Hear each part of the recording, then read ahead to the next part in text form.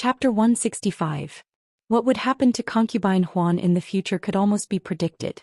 She probably never thought of such an ending, right? She touched her belly that was already more than 4 months pregnant. This might be her last hope, but at this moment she still couldn't help but feel panic in her heart. The old madam had handed her over to Mrs. Lu to deal with. She had no power and no one.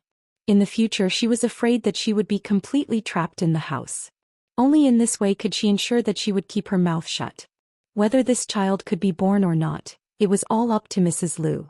She had long heard that the old madam didn't like concubines. The concubines of each branch basically didn't have a chance to show their faces in front of her. This time she really experienced it unforgettable. Not to mention some concubines flattered the old madam and then suppressed the mistress. In the Luo family's backyard, it was simply a dream. Even if the old madam didn't like her daughter-in-law, it was absolutely not their turn to step on the legal wife and mistress. In this regard, old Madame Luo was definitely the best mother-in-law. Mrs. Lu seemed to have seen through her thoughts. "Don't worry, I won't do anything to you. After all, without you what should ye do? I don't know if he thinks so, but you must have thought so before. Naturally, I will fulfill your infatuation.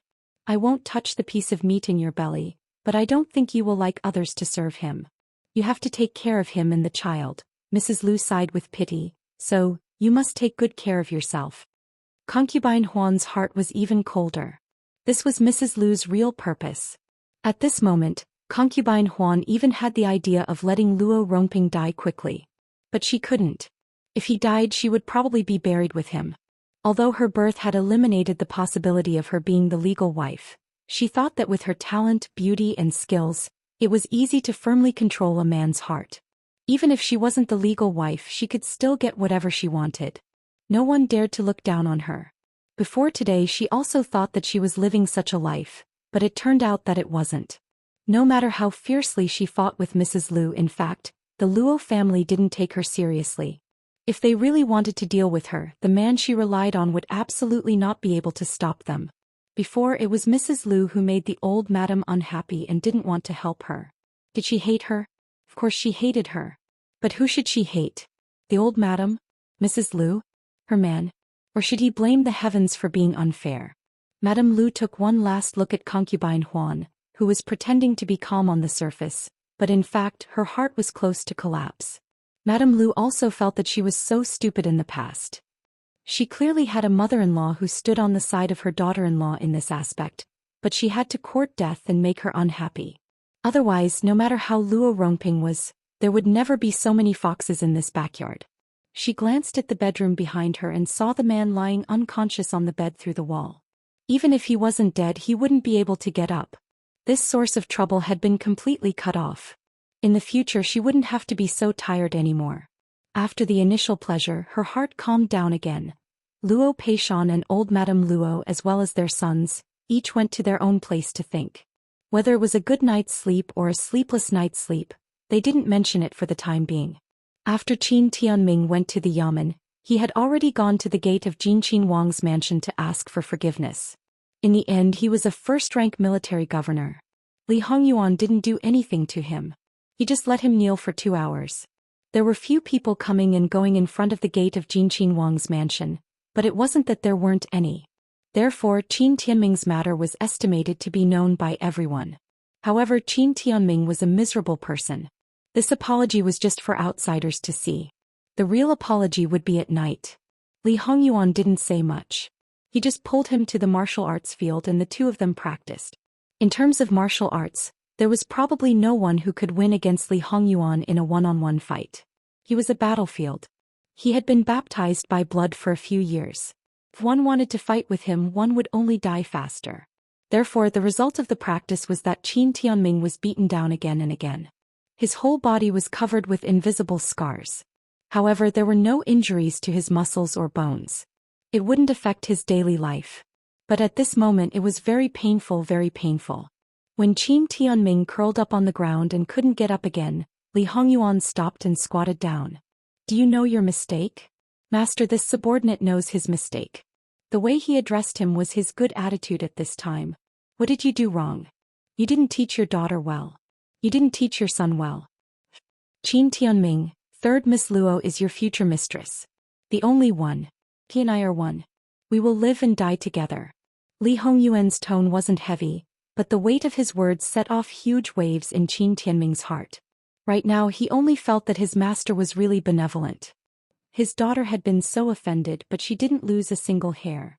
As for the rest of them, they were only injured. They weren't crippled or killed. This wasn't a great kindness.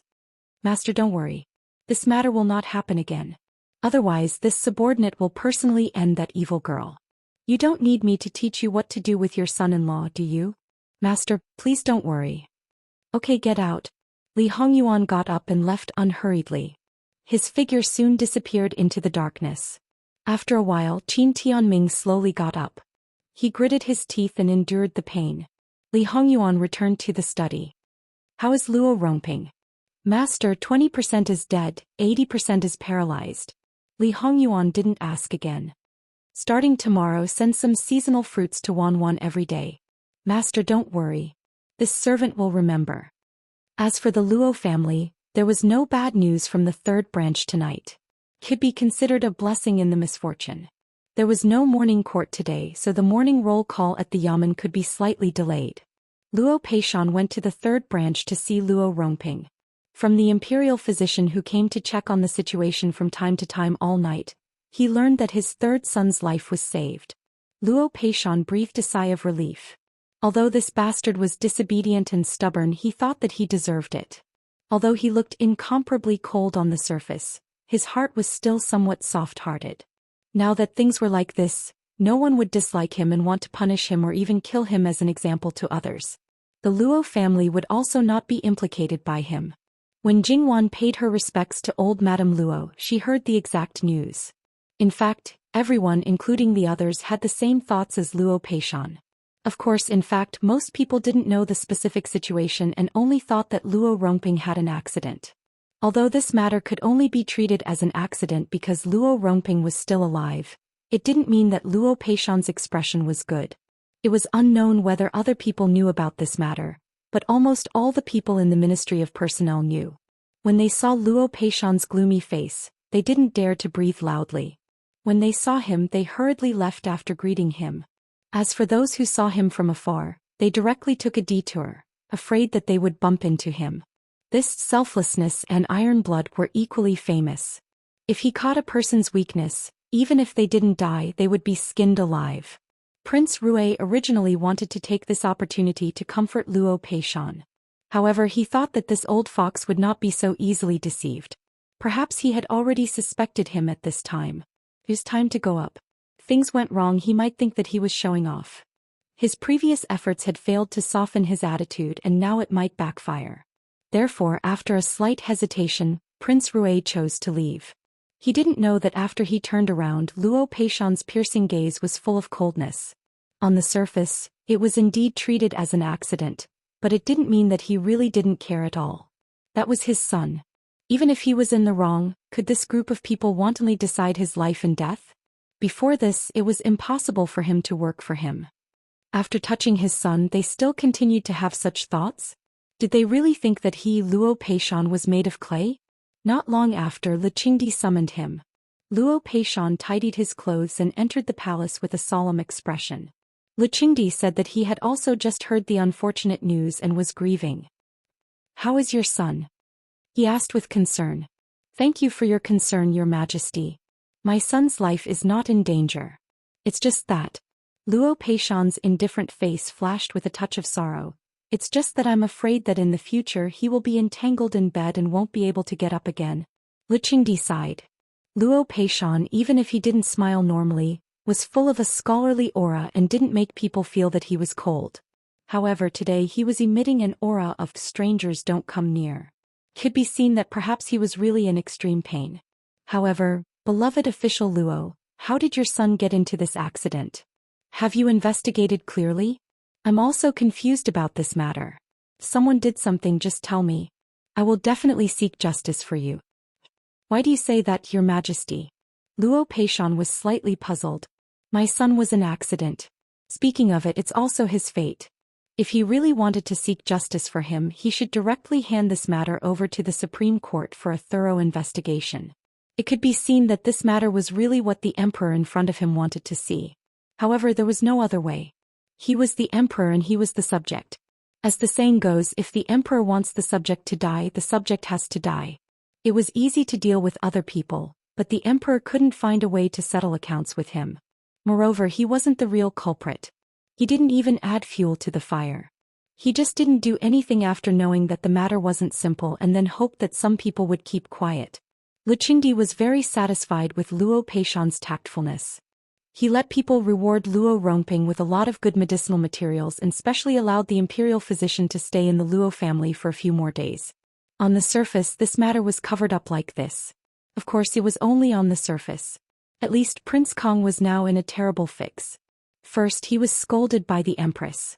Although she didn't use a dirty word, her words were all saying that he was an idiot, and a failure. Prince Kong was so angry that his veins were bulging, but he still didn't dare to lose his temper at the Empress. He just explained that he didn't do it.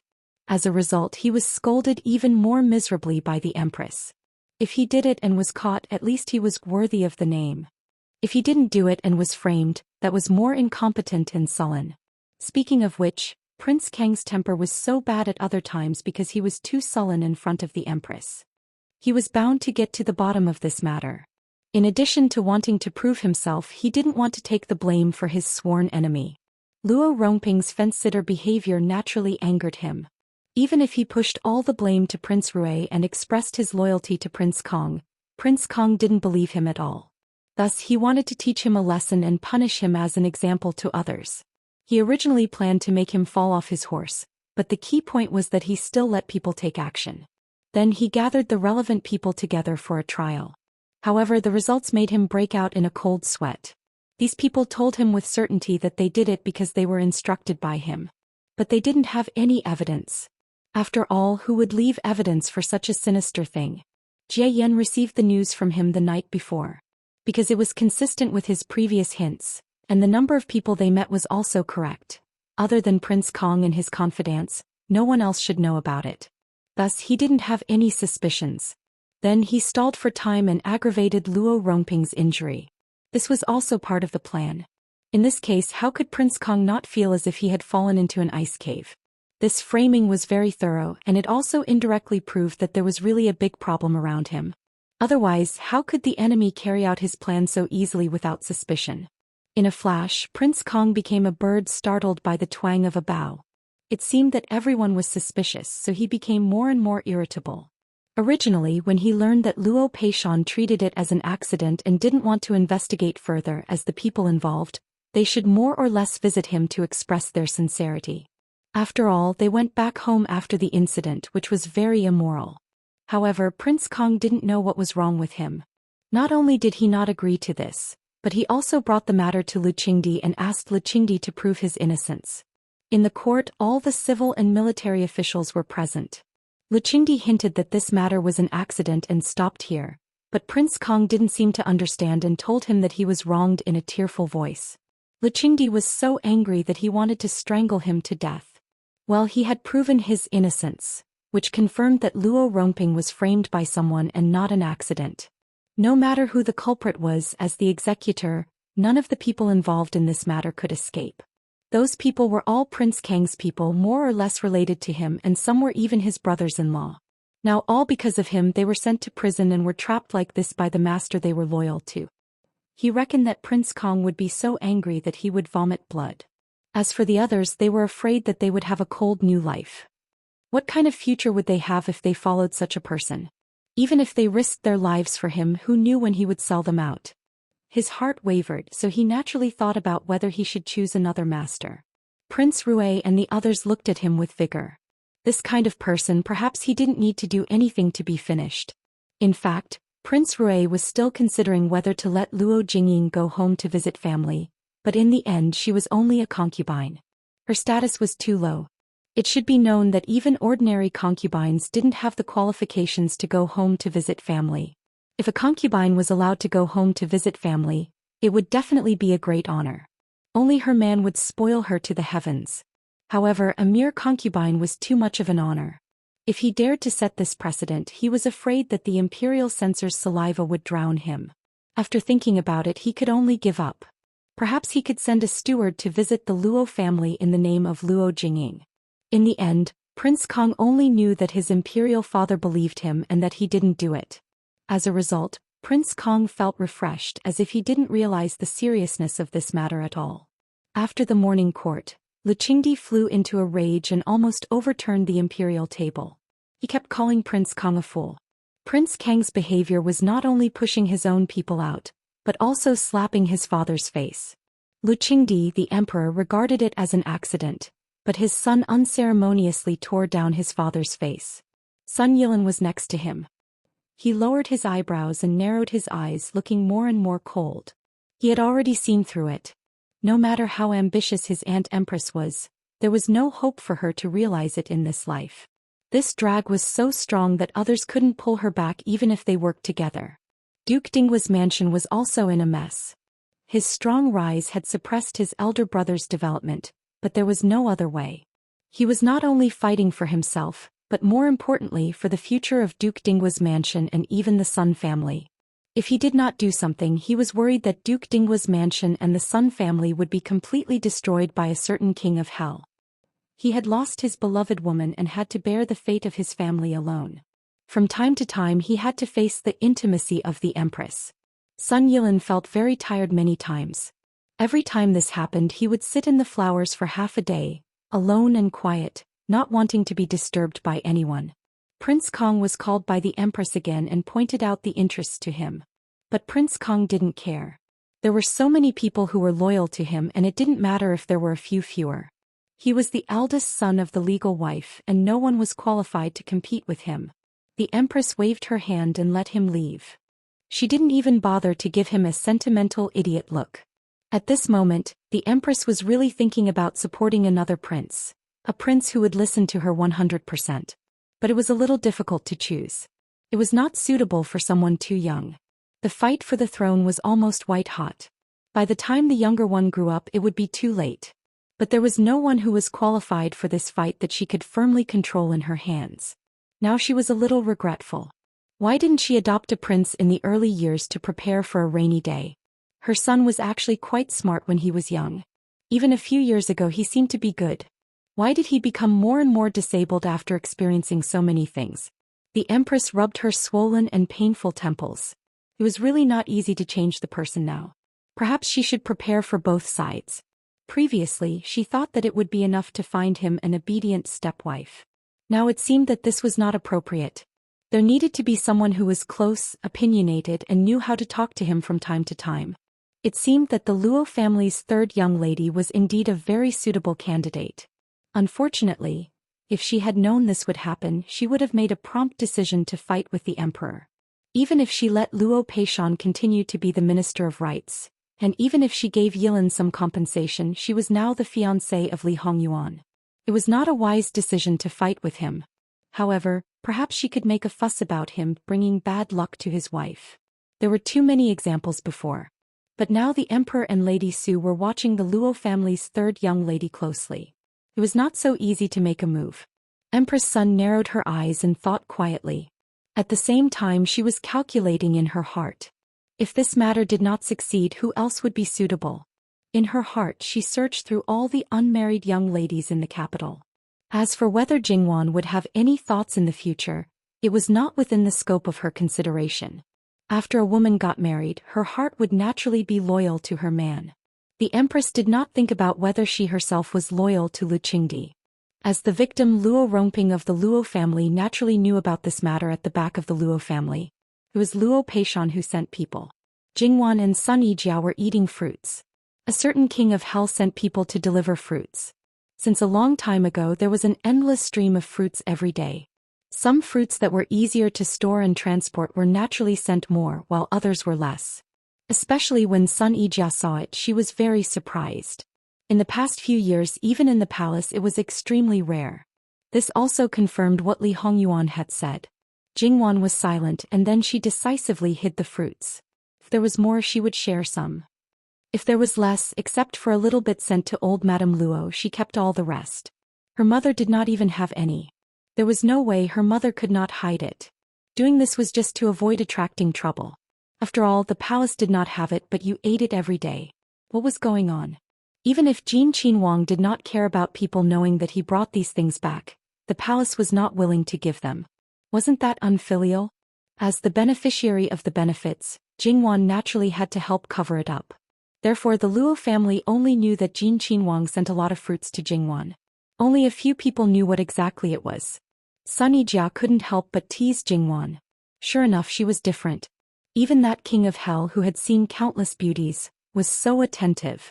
She had never heard of any of the previous fiancés receiving this kind of treatment.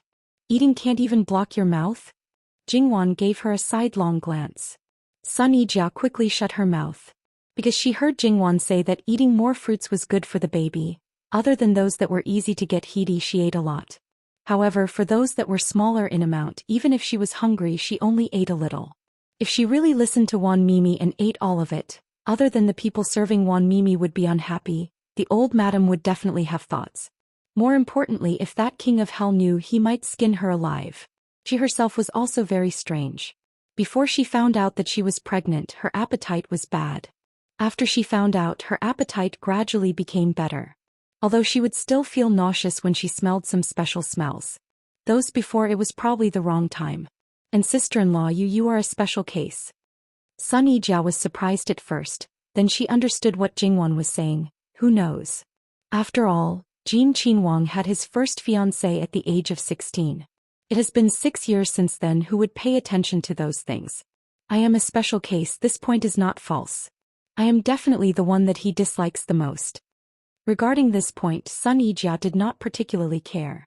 Who wanted to be liked by that king of hell? If he really cared about Wan Mimi and treated Wan Mimi better, perhaps Sun Yijia's opinion of him would be less. That's right, sister-in-law. You should have a mama by your side who specializes in this aspect. Jingwan pointed at Sun Yijia's stomach. But your side seems to be. For a noble lady like her, it was basically standard to have someone like Gong Mama. Even if she did not burn, she would not make a mistake like eating a bad stomach. Sun Yijia paused, then said without care.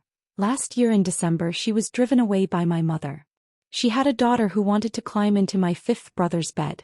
Fifth brother was very angry, so their whole family was angered by my mother. Jingwan laughed. It's not that I want to say this, but your mother values your fifth brother too much. In the future she will definitely be incompatible with your fifth sister-in-law. Right now I'm very glad that I broke off the engagement with your fifth brother, really. Sun Yijia saw that she did not avoid this matter at all. It could be seen that she really did not care. She could not help but sigh for her fifth brother in her heart. What incompatible fire and water? The premise was that there must be such a person. But looking at her fifth brother's state in the short term, it was very difficult. She was even worried that her fifth brother would not be able to walk out of it in this lifetime. That's right, it's good to break it off. Is it better than marrying into Jin Qinhuang Fu? Jingwan teased. Maybe. According to Jin Qinhuang's current attitude, he should not be too cold to you. After you marry, there will be no one above you to suppress you. Even if there are secondary concubines, they will not be able to surpass you. If you want to deal with them, there are many ways. But if you suppress a difficult mother-in-law, you will only be sullen. Sun Yijia lightly said. Therefore, the relationship between mother-in-law and daughter-in-law in this ancient era was perhaps even more blood-vomiting than the relationship between the legal wife and the concubine. Not to mention that it was like her previous life, where one wrong move and the mother-in-law and the daughter-in-law would fight. Many times the daughter-in-law would suppress the mother-in-law. Try it here as a daughter-in-law. If she dared to talk back to the mother-in-law, it would probably cause the sky to fall and the earth to sink. How is your mother? It's just like that. In any case, her actions are not very nimble. All day long she is making a fuss about fifth brother marrying a wife. Many of uncles and aunts' families' female cousins have been called over to Dingguo Gong Fu. You must know in the past my mother simply did not like them. How ironic. As for other things, fifth brother will probably let her do as she pleases. Only when it comes to marrying a wife, I estimate that 3 to 5 years is short. There's nothing wrong with being late. Just like in her previous life, it was normal for men to marry in their 30s. Now is indeed not the right time. Young lady, third young madam, old madam has sent someone over. A servant girl came to report. However, what was more surprising was that the person sent by old Madame Luo was Luo Peishan's personal manservant. Jingwan's heart slightly moved. Is there any new change in third uncle's matter? Thus, that manservant repeated what he had just told old Madame Luo to Jingwan and Sun Yijia.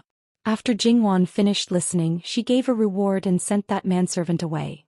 She was silent for a moment. Sister-in-law, this cousin of yours is actually an expert in placing righteousness before family. There was simply a hole in his brain. There was a saying, do not fear a godlike opponent but fear a pig-like teammate. And Prince Kong as the core figure of the faction was so deceptive. Even a godlike person could be deceived to death by him. If it happened 2 more times, she was afraid that even the most loyal hardcore would abandon him. What's the point of fighting for the throne? He should just wash his neck clean and wait to be slaughtered. Sun Yijia was speechless for a long time. He really wasn't this stupid before. Pausing, she seemed to have thought of something. Actually, cousin-in-law is a very smart woman. She is wholeheartedly devoted to Prince Kong. Cousin-in-law is seriously ill. It's not that she didn't work too hard. When you get married in the future, I will properly thank Jean Prince. Jingwan understood in a second, because he messed up your marriage with Jean Prince? Actually, listening to how she addressed Prince Kong and Prince Kong Qingwang Fei, one could know how she felt about these 2 people. Sun Yijia nonchalantly made an end sound. If he can treat you well, I will be even more grateful to him. It wouldn't be a problem to set up a long life memorial tablet for him. What nonsense are you saying? Jingwan didn't know whether to laugh or cry. As a result, Sun Yijia looked at her very seriously. She really wasn't lying. Jingwan was a little helpless, but her heart was warm and very comfortable. That's right, Wan Mimi, do you know about Wan Fengfei's situation? Why are you mentioning her for no reason? Jingwan was very displeased with this person. Such an obvious dislike. If there was no problem, then it would be fake. Who let my Nyang always tell me to learn more from her. Seeing her also suffer in the hands of Jean Prince, I was happy. So if I could hear news of her misfortune, I would be even happier. You're not this kind of person, so you don't have to discredit yourself like this. Ask Mama, she should know. Usually she's the one who tells me these things. At this time, Gong Mama wasn't present. Third young mistress, Newbie, also knows about this. Newbie will tell you. As Jingwan's maidservants, they definitely had a common enemy with their mistress. Even if they didn't know the reason why Jingwan hated Wan Fengfei, they were still their common enemy. So if Wan Fengfei was not good, they would be happy.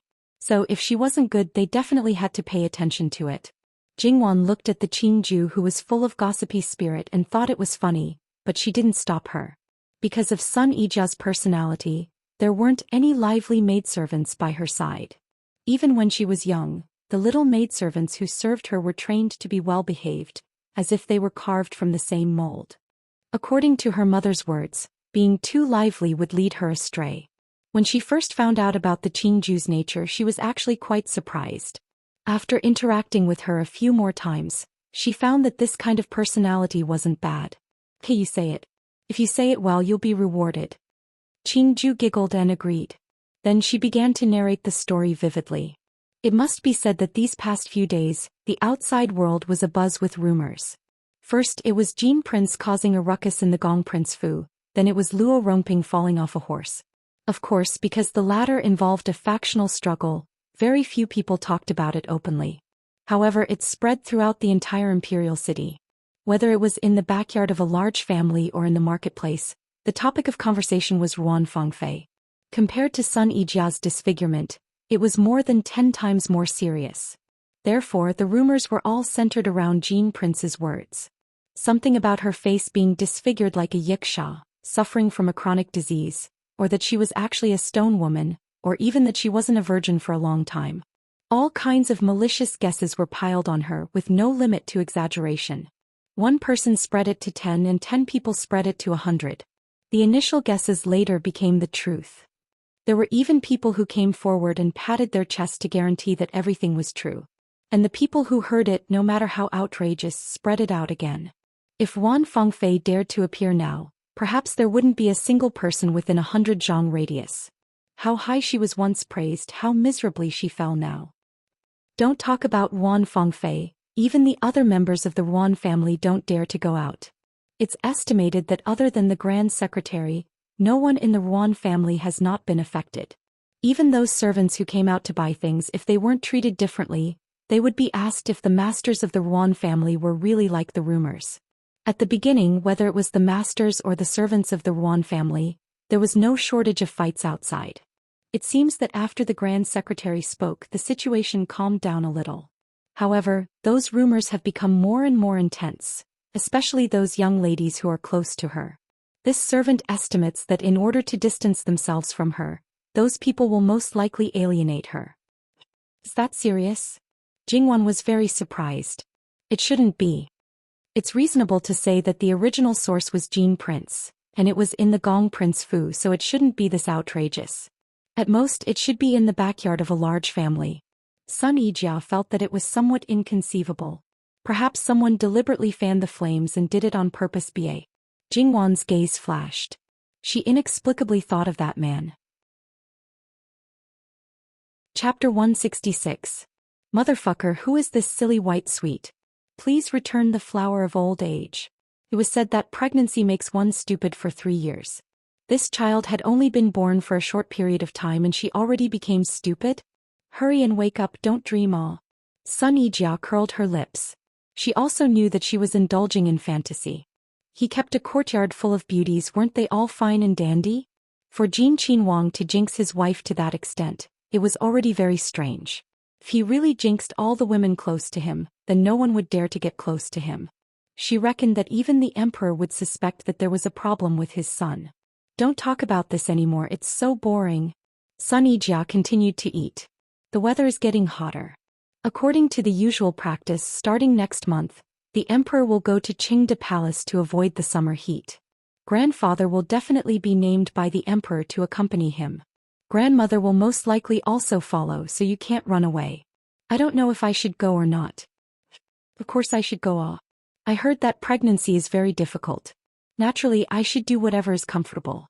The palace is only so big. It's all for the emperor's concubines and the princes to live in. The other courtyards of the court officials are all built around the palace.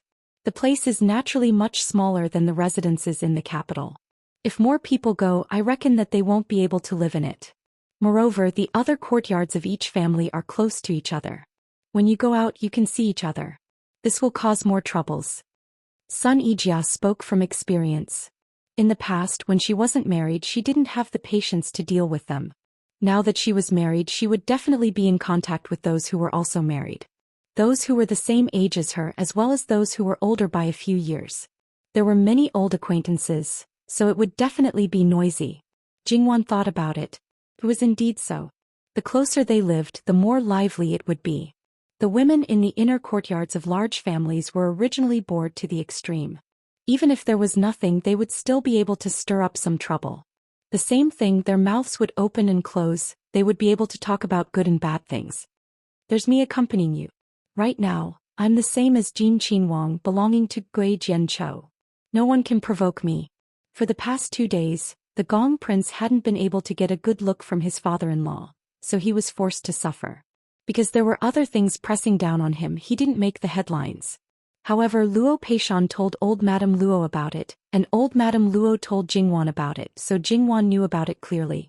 In the end, the reason was Princess Consort Gong, but the root cause was Jingwan.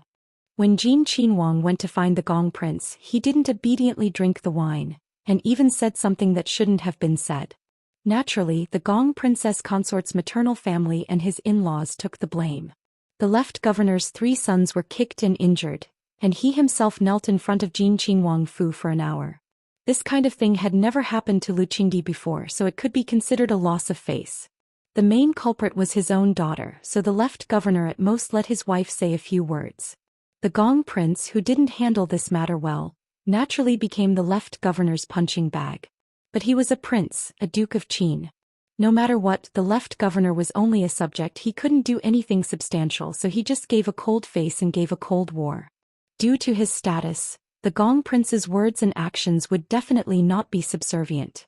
The more the left governor scrupulously abided by his duties as a subject, the further the distance between them got. But he was the person that the Gong Prince relied on the most, so he vomited to death and hated him to death. The so-called clay figurines still had 3 points of temper. Usually, the Gong Princess Consort was fine and indulgent, but now her father was giving her such a hard time, so naturally he took his anger out on her. Almost every day the Gong Princess Consort was unreasonable as usual, laying her hands on those beauties, but for the first time she was reprimanded by the Gong Prince, vixen jealous, losing face for him. At that moment the Gong Princess Consort felt that it was inconceivable. She quarreled with the Gong Prince, but in the end with a slap she completely stopped. It was as if the sky had collapsed and the earth had sunk. The Gong Princess Consort cried as she returned to the champion Marquis Fu. Although her grandfather was the champion Marquis, her father held the right to speak. Her mother felt sorry for her, but Qin Tianming was a military general. He wouldn't fall for her crying, throwing a tantrum and threatening to hang herself. So what if she was the Gong Princess Consort in his territory? She was only his daughter. Even if she turned into a dragon she had to coil up, even if she turned into a tiger she had to lie down. As a result, the Gong Princess Consort, who had been arrogant for several years, suffered 2 heavy blows on the same day. In an instant she was like a flower in full bloom that lost its moisture, wilting. In the end she was the Gong Princess Consort, different from the average daughter-in-law. She couldn't stay in her maternal home for too long. Even if she stayed for a night she was afraid that the next day she would be reprimanded by the Empress. Therefore the Gong Princess Consort's honor guard came in the same way and she returned. Whether it was a respectful welcome or a respectful farewell, the champion Marquis Fu's etiquette was complete. However, the Gong Princess Consort on the carriage didn't have the slightest sense of superiority. Because she had personally experienced that all of her honor and glory really originated from her father. She had always denied this point, thinking that others were jealous that she was able to obtain all of her husband's favor. Even without her father, her husband would still treat her the same. This time she had truly awakened from her beautiful dream. The feeling of falling from the clouds to the dust was always the ultimate pain. Was it hate? Definitely, but she didn't dare to retaliate against Jingwan. It was only because of the words that she, Qin Tianming, had said to her. If he angered the living king of hell, he could really do anything. If he killed her old man in a fit of anger, even if it was a felony to kill a first-rank official for no reason, could the emperor kill his own son to make up for the official's life? At most it would only be a demotion. According to the emperor's favor towards Jin Qinhuang, it might only be a small punishment, but her old man's life would truly be gone. Without the left governor, the champion Marquis Fu could only wait to be divided up. She didn't have her father, so she could only wait to be given the cold shoulder, or even be removed from the court. Therefore she, Tang's Qinhuang Fei, couldn't do anything to a female official, so she felt vexed and aggrieved. Not only that, no matter how much the Gong Qinhuang Fei pretended, it was not as glorious as before. Naturally she would be ridiculed and squeezed out by her sisters-in-law. There was nothing more vexing than this. Luo Jingwan was a god of plague. If she couldn't provoke him, then she could only hide. What Jingwan knew, Sun Yijia naturally also knew. She looked at her with a smile that wasn't a smile, looking at Wan Mimi's meaning. It seems that you are quite honored? That's right. Jingwan nodded in agreement. Your skin is getting thicker as you age. If being thick-skinned can prevent yourself from getting hurt, then being thicker is also okay. Just like Jin Qinhuang Li Hongyuan, if his skin wasn't thick, would he start eating meat while hugging his fiancée? Definitely not. Alright, Sun Yijia was defeated by Jingwan's reasoning, but please, that was for outsiders, okay? Alright, Gui Jianchou, can you still accompany me all the time? You used to be grandmother's intimate little cotton padded jacket. If you spend all the time on me, grandmother will definitely be jealous. Then wouldn't my sin be big? Then it's even simpler. Without me, isn't there still my Sanji? Your Sanji is a big man, it's even more impossible for him to revolve around me. How would that look? You don't need to accompany me all the time, you only need to appear at the right time. Then the effect of abusing dogs will be good. Sun Yijia was a bit confused. She could understand every word that Wan Mimi said, but she didn't understand when they were put together. Abusing dogs? What did it have to do with dogs? Jingwan didn't need to look to know what Sun Yijia was thinking. This wasn't a generation gap, but a generation gap separated by time and space. Thinking about it, sometimes it seemed quite lonely. Alright, Jingwan was a little sad. She slowly peeled the lychee shell. It was more interesting to eat these things by herself. In her own territory, she didn't need to care about her appearance. Well, to put it bluntly, it's just showing off. It's boring to show off clothes and jewelry. If you want to show off your husband. Words don't count. You have to let others see that your husband is not pretentious and not hypocritical. You have to show them that your husband truly cares about you. Only then will people be envious and jealous. No matter how much jealousy others have and say, you will only feel more comfortable. Yes, that was it. Among those noble people, no matter how good something was, it couldn't compare to a good husband. Sun Yijia understood what Jingwan meant. Wan Mimi was indeed full of bad ideas, but she also liked it very much. As for abusing dogs, she roughly understood.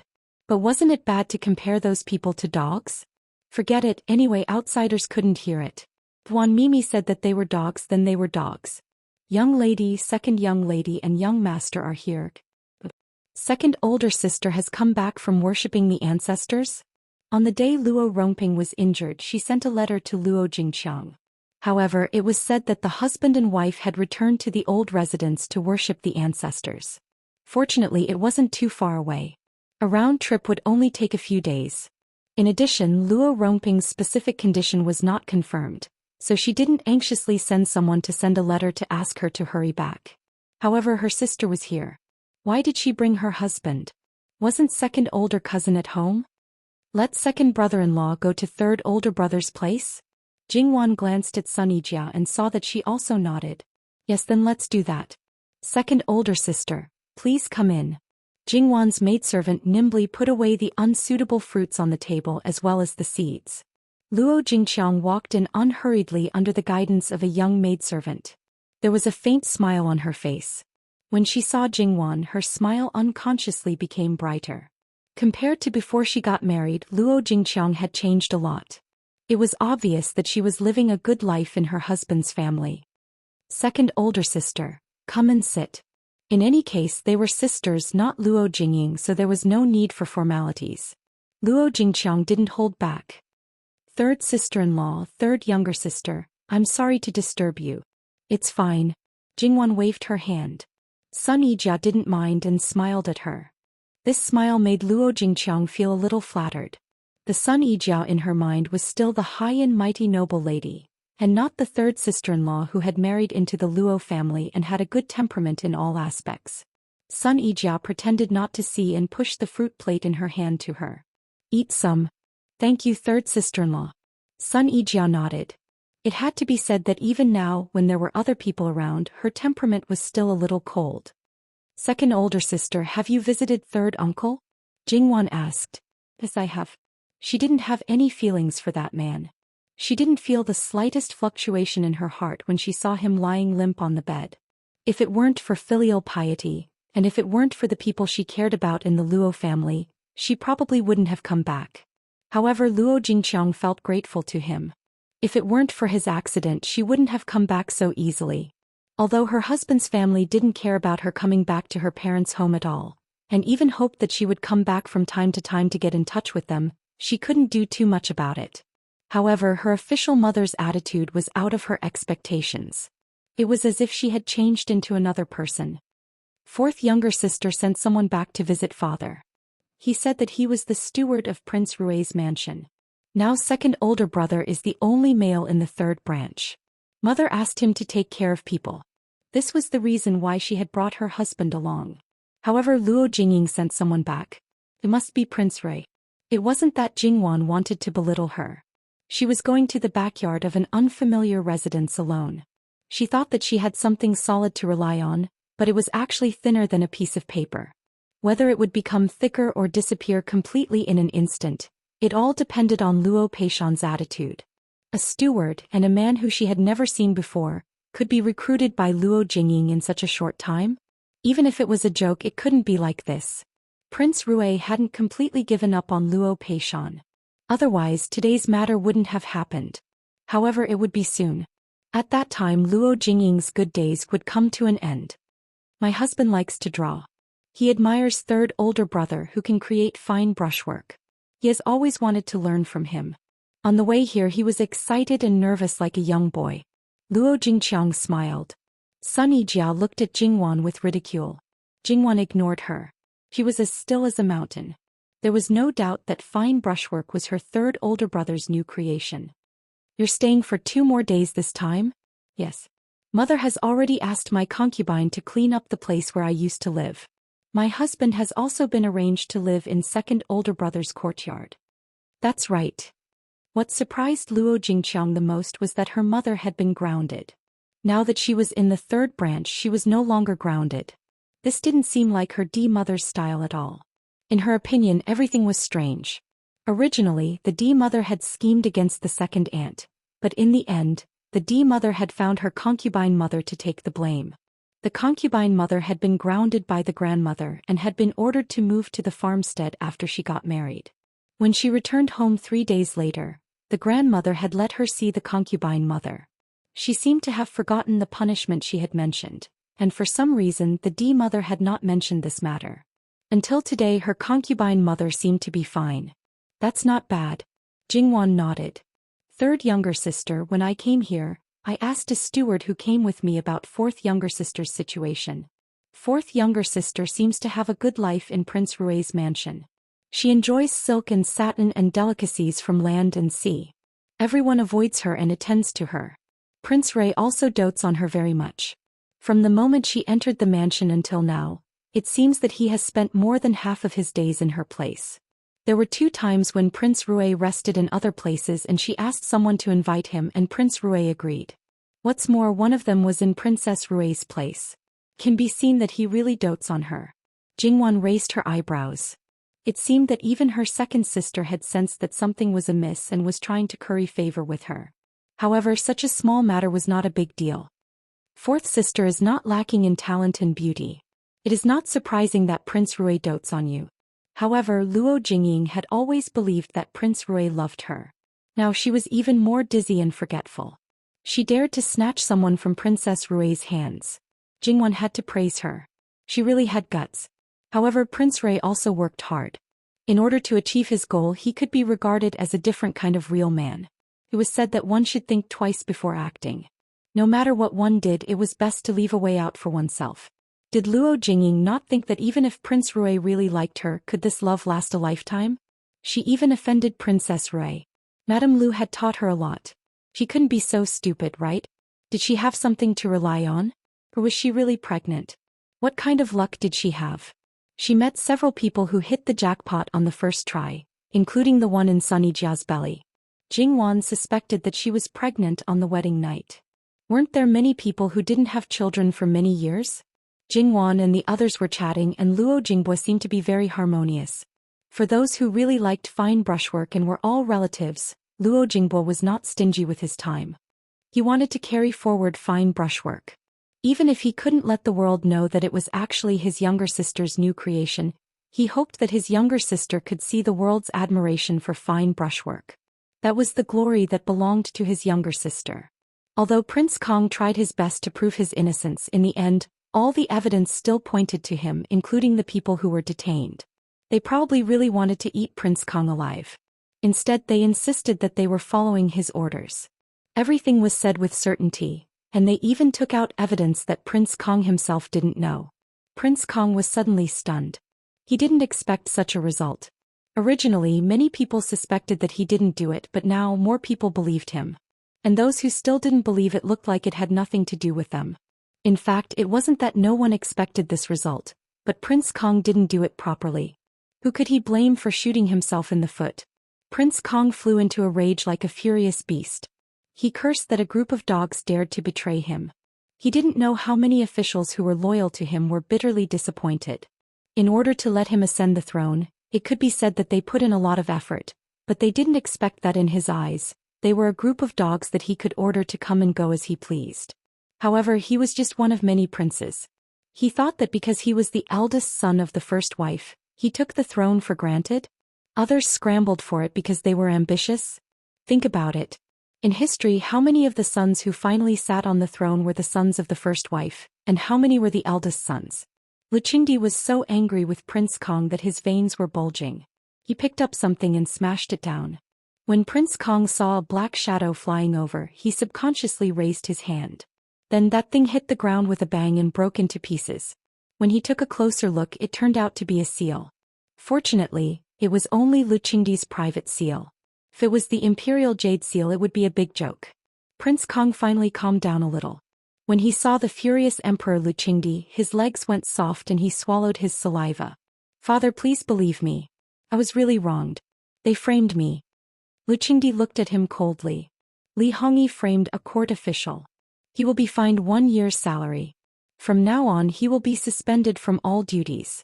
Go back to the mansion and reflect on his mistakes. He is not allowed to take half a step out of the mansion without being summoned. If he violates this order, he will be stripped of his title and demoted to a commoner. This time Prince Kang's mind really went blank. It took him a long time to recover. Come on, drag this evil creature out and expel him from the palace immediately. The commander of the Imperial Guards personally led his men into the room and carried Prince Kong out. Father, I'm really wronged. Believe me. I really didn't do anything. Unfortunately, no matter how he screamed, Lu Qingdi was indifferent. Li Hongming, it's you, isn't it? It must be you who framed me. You despicable man, do you think you can get away with it? I tell you, don't even think about it. Li Hongming, wait for me. I will never let you go. Prince Rui lowered his eyebrows and narrowed his eyes, indifferent. And Lu Qingdi, who was in a rage, didn't dare to stroke his beard. Empress son. They thought that this matter was over, but Lu Qingdi opened his mouth again. This time his words were enough to scare them out of their wits. Without waiting for him to continue, a group of people led by Yuan Ruizhong, the Prime Minister of the Cabinet, immediately stepped forward. They couldn't let Lu Qingdi finish his sentence. After all, he had just attacked Prince Kong and then he mentioned his mother. It was obvious that it was not something good. Empress Sun was virtuous and virtuous. She had been careful and conscientious in managing the imperial harem for many years. She didn't make a big mistake. If she spoke without thinking and said something she shouldn't, it would be too late for regrets. Even Prince Rui didn't want to involve the Empress in this matter. Although he wanted to be the legitimate son and noble consort Su wanted to be the Empress, this matter was not so simple. It involved too many people. If the Empress really fell, many people would be implicated. Noble consort Su would bear the brunt of everyone's attack. The imperial court was already unstable. If there was a bloody battle in the imperial harem, it would be really. Therefore Prince Rui stepped out without hesitation. Lu Qingdi breathed a sigh of relief. He wasn't disappointed after all. However, Empress Sun didn't teach her son well. She is ordered to kneel in the ancestral temple for 2 hours to reflect on herself. She will stay in the imperial harem during the summer holiday next month. Everyone breathed a sigh of relief. Fortunately, after dealing with this matter, Lu Qingdi took out a secret memorial and passed it to the officials to read. The western border is very important to the Qiyuan. I believe everyone knows that although this matter didn't happen at an important pass, if it isn't handled well, it will cause a very bad impact and even affect the safety of the border. Therefore, I want to send an imperial envoy to investigate this matter immediately and make appropriate arrangements. As soon as he said this, many people stepped out to ask for the order. There were civil and military officials. If this matter was handled well, it would be a great merit. Even the princes didn't want to miss it. As for the origin of this memorial, no one looked into it because it wasn't the first time it appeared. At the same time, no one questioned the contents of the memorial. As a candidate for the imperial envoy, I have already made my decision. Old Jiu, you've been in the imperial harem for a long time. This time I'm sending you to train and don't let me down. He was only 17 years old. In the imperial harem, he had been divided by his elder brothers. Although he was unwilling and hated that he was born late, there was nothing he could do. Although he had sided with the Empress on the surface, he still couldn't calm down. He wanted to make a good achievement and impress his father. However, important things never came to him. Naturally, he couldn't touch the important things. He always came in contact with the minor details. This time he was eager to fight for it. However, he didn't have much hope. Unexpectedly, he was surprised. After being stunned for a moment, he hurriedly thanked his father. Don't worry, father. I won't let you down. Very good. Go back and get ready. We'll set off tomorrow. As for the entourage, Minister Luo, do you have a suitable candidate in mind? After all, this wasn't a small matter. Naturally, it was impossible to leave it to a greenhorn. In fact, the entourage was the key. Luo Peishan was the minister of the Ministry of Personnel. Coupled with his recent actions, Lu Qingdi still had high expectations for the person he recommended. Luo Peishan thought for a moment and casually named a few people. Combined with the contents of the previous memorial, he recommended people from the Ministry of Civil Affairs, the Ministry of Revenue, the Ministry of War, and even the Ministry of Justice. Obviously, he had considered all the possible situations that might be involved and who would be suitable to represent them. As for which faction they belonged to, Luo Peishan said that he didn't know. Lu Qingdi thought for a moment and decided to arrange it like this.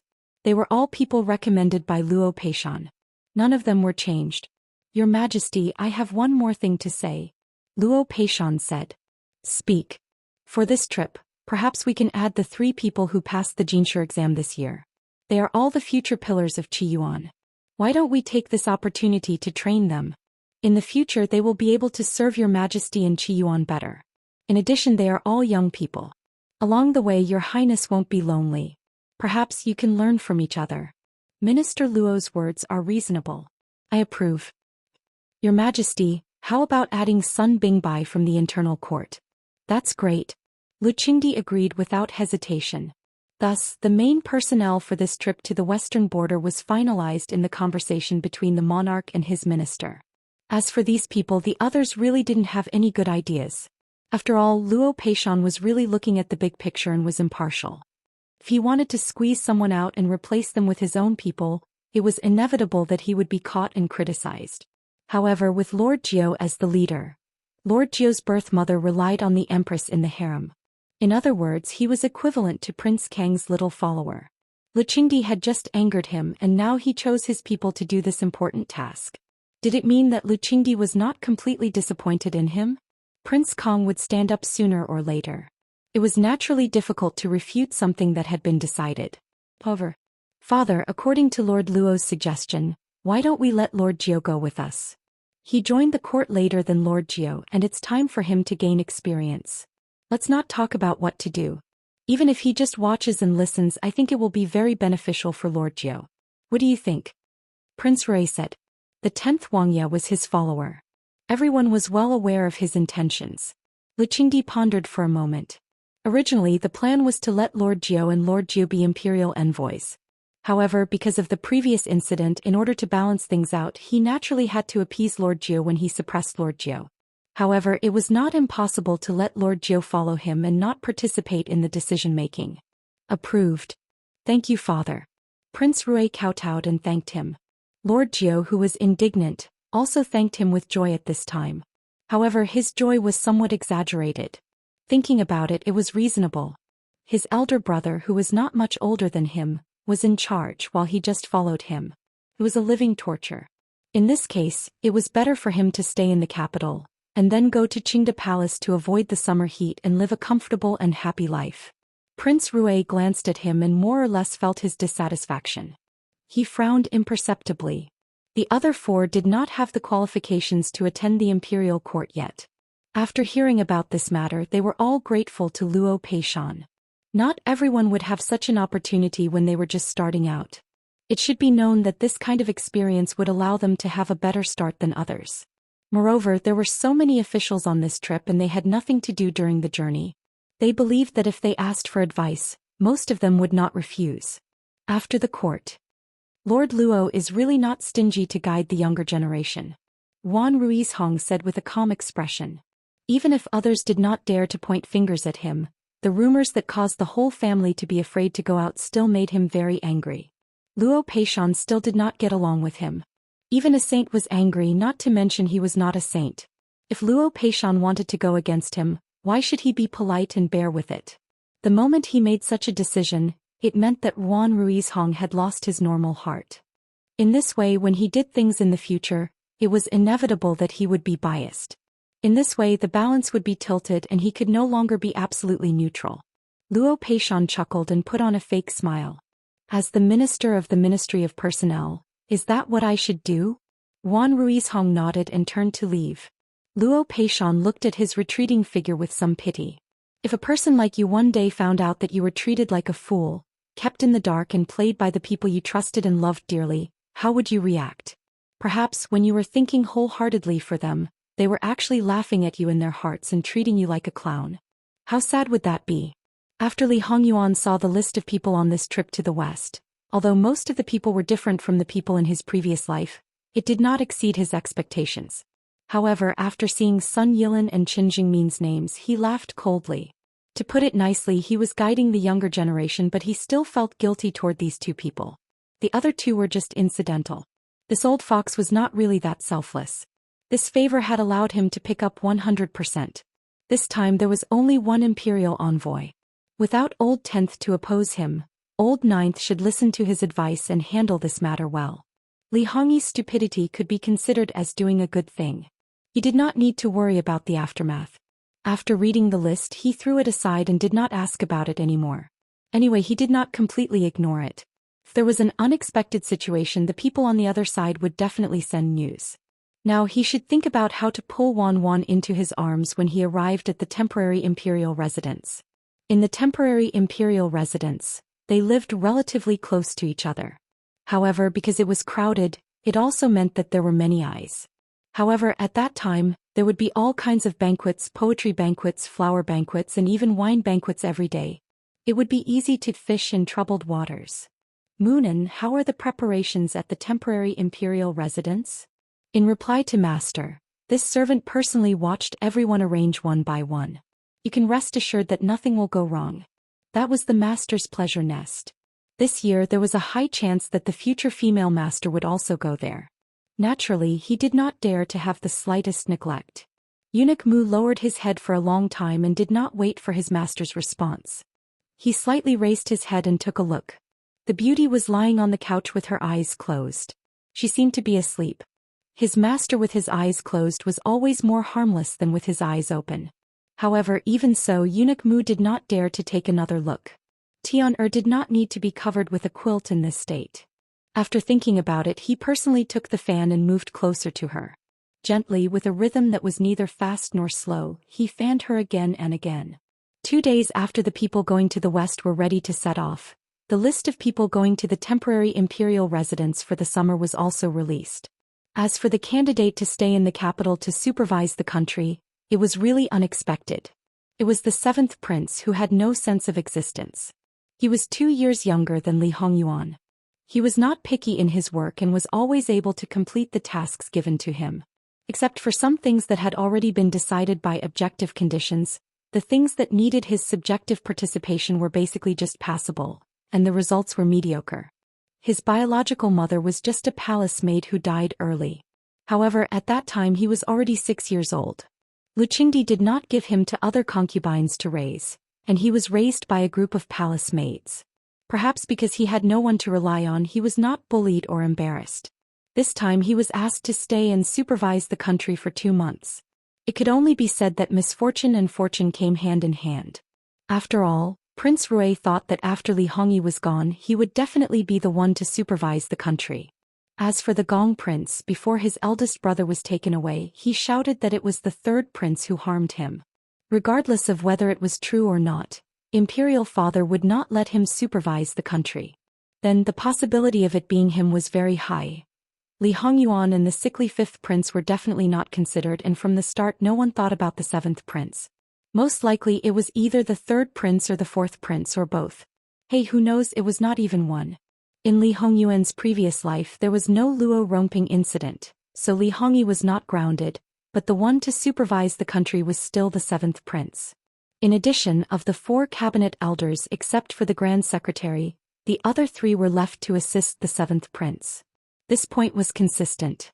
In his previous life, these 2 months in the capital were peaceful, but this time it might not be so. After all, there was still Li Hongyi in the capital. Even if he was grounded, not allowed to take half a step out of the palace, don't forget the Empress was also staying in the palace. If she wanted to do something, it was very likely that she would not be discovered. This made people look forward to it. Of course, Li Hongyuan was also waiting for this opportunity to thoroughly deal with Wan Fengfei. With his quasi-concubine title, it was really an incomparable eyesore.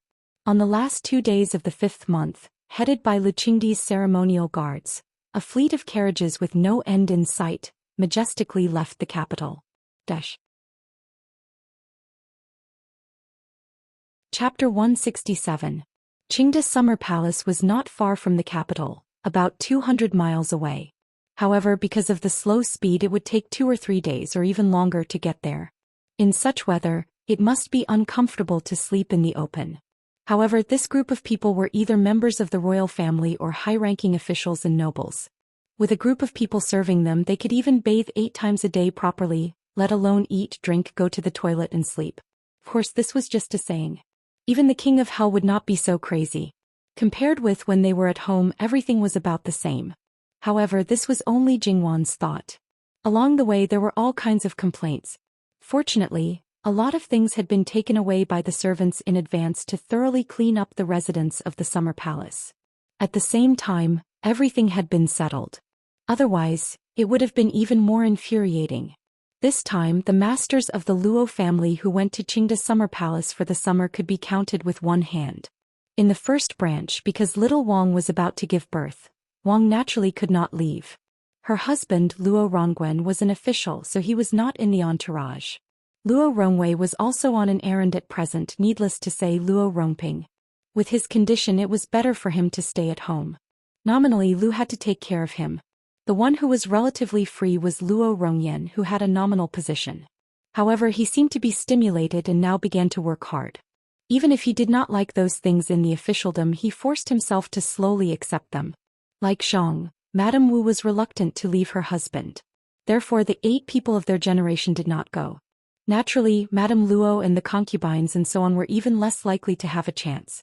As for the younger generation, except for Jingwan and Luo Jingbua, the others did not go. The reason was very simple. Their parents did not go. If they went, wouldn't the old madam take care of them? Madame Luo's health looked good. However, after Luo Peishan learned that he almost died a few years ago, he did not dare to let her tire herself out. Therefore, except for those who did not need to worry, everyone stayed at home obediently. The only ones who did not need to worry and could leave it all were Jingwan, Luo Jingbua, and Sunny Jia. Although Madame Luo did not say anything, it was not bad. Therefore, along the way, the Luo family could be said to be the most easygoing family. Although Jingwan tried her best to integrate into this world and did not need to look at the people under the feudal imperial society as equals, most of the time she still tried her best to be considerate of the people who served her. If the people who served them worked hard, then the servants who served them must work even harder. Even at the moment, whether they were served or served, their status had already determined everything. If they were taken for granted, Jingwan still could not completely synchronize with their thoughts. Jingwan had been by Madame Luo's side for so many years. Madame Luo was more or less influenced by Jingwan. She did not deliberately do anything and acted naturally. It seemed that when she saw too many people wandering around in front of her, she became more annoyed and irritable. Sunny Jia had been with Jingwan for a long time and was also imperceptibly influenced. Therefore, while the servants of other families were busy with work, the Luo family's section was much quieter. The servants even had time to stay in the carriage to enjoy the cool air and chat with each other. Even if they had something to do, there was no sign of them being in a hurry. Sunny Jia's servant girls gathered together with Jingwan. "Third young lady has always been like this?" they asked curiously. She did not quite understand what they meant. Therefore, the other party pointed to the family behind the Luo family. The carriages were moving forward, but the servants had to run in front and back. Their clothes had long been soaked in sweat. The status of the servants in charge of running was relatively low among the servants. They looked like they were mostly 12 or 13 years old. Jingwan's servant girls could not help but laugh. "Our young lady has always been very good. She has a good temper and is generous to us. She never loses her temper. Even to us as servants she is very considerate. If there is a small illness or pain, she will give us leave. Usually she will also say that we will take turns to take leave. I think there is no master better to serve than our young lady." They had always known this, but they had never experienced it more deeply than now.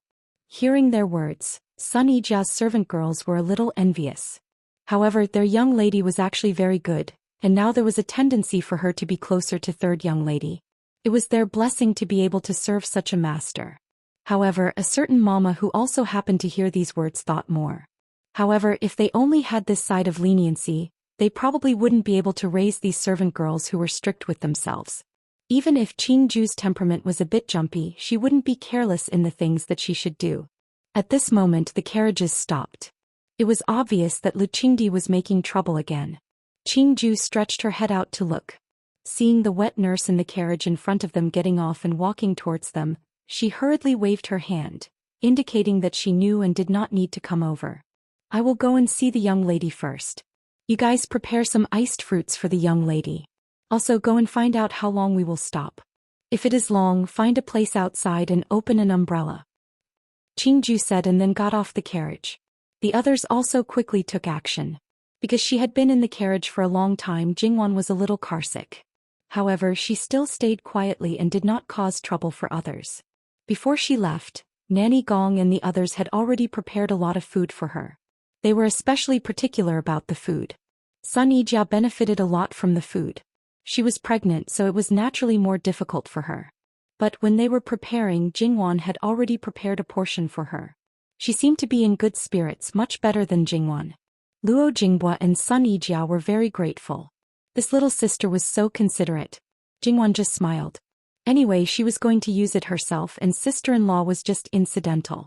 They knew very well whether it was incidental or not. She could have told them in advance and let them prepare it themselves. But in fact, some of the things that Nanny Gong and the others prepared were specially for Sun Yijia. In fact, Jingwan really felt that it was too troublesome to ask her brother and sister-in-law to prepare another set of things. Anyway, she had to prepare more at one time. It would save her a lot of trouble. There were not many things that were specially prepared for Sun Yijia. Sun Yijia's wet nurse and the others all saw this and were very grateful. After Sun Yijia's wet nurse, who specially served her in this aspect, was driven away, they had been learning. But after all, they did not have enough time to learn many things. Moreover, Nanny Gong, an etiquette instructor, seemed to be omniscient in this aspect. At this time they did not care so much and hurriedly asked for advice. Nanny Gong was not stingy. Sun Yijia stayed in Jingwan's carriage because Jingwan's carriage was not only comfortable, but also not so bumpy. In fact, when they left the capital, Jingwan had already prepared to give half of it to her. Even if she did not stay, she would have let her stay. She leaned comfortably and took a nap like this for a while. Looking at it now, Jin Qinhuang is not that bad. Wan Mimi, don't you think so? Jingwan closed her eyes and faintly made an N sound. Sun Yijia could not tell if she was really responding to her or if she was just being perfunctory. Sun Yijia saw that she suddenly became so delicate. Thinking about it, it also made people's heart ache. Wan Mimi, the carriages have stopped. Do you want to go down for a walk? Wait a moment, let's see how long it will be. When Sun Yijia heard this, she did not move. She looked at the decorations on the roof of the carriage and suddenly became interested. She carefully looked at the layout of the carriage. A lot of things looked ordinary, but if you paid a little attention, you would find that there was not a single thing that was ordinary. Ivory mats were considered extravagant in Duke Ding's Fu, but they were directly used to cushion the ground. When she first came in, she did not notice it. When she noticed it, the corners of her mouth could not help but twitch. And this couch, she did not know what was inside the cushion. It was soft and cool. Under the cushion, Sun Yijia reached out and touched it. The edges were very smooth. Because it was covered, Sun Yijia did not know what material it was made of. She simply lifted it from the bottom to take a look. Then Sun Yijia silently put it down. Cool jade. It was actually cool jade that was even rarer than warm jade. The entire bottom of the couch was covered with it. As for the other things, Sun Yijia did not want to continue looking. If she continued to look, she who grew up in a rich nest would be jealous. Should it be said that he was worthy of being called the richest and most prodigal Jin Qinhuang? Just the things that were on the surface, Sun Yijia slightly estimated. His mother, the value was already more than 1,000,000 taels of silver. That's right, this carriage was sent over by Li Hongyuan a day before they set off. From the outside, it looked very ordinary and suited Jingwan's status.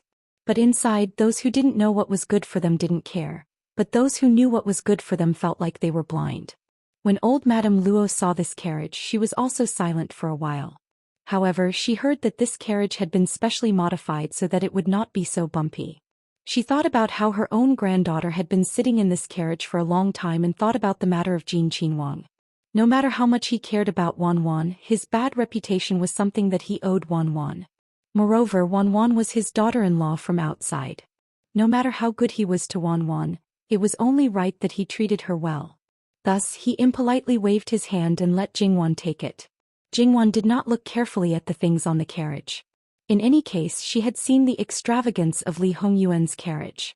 Naturally, she did not pay much attention to it. What she cared about was also the shock absorption effect. However, for Jingwan, Jin Qinhuang was actually just a person that she knew. Who was more special. Aside from the status of being engaged, there was also a very intimate contact.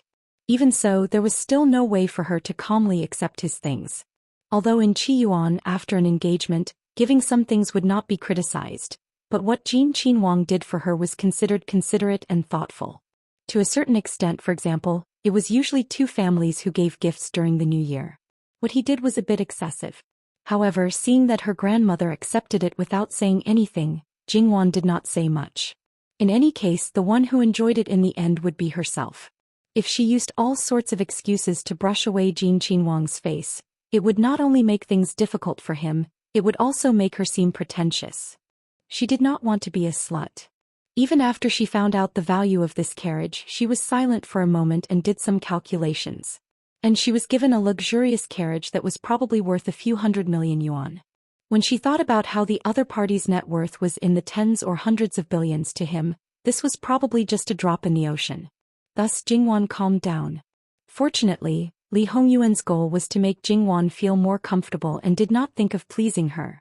Otherwise, Jingwan's reaction would probably be so cold that he would be depressed again. However, Li Hongyuan also knew that Jingwan did not really care about material things.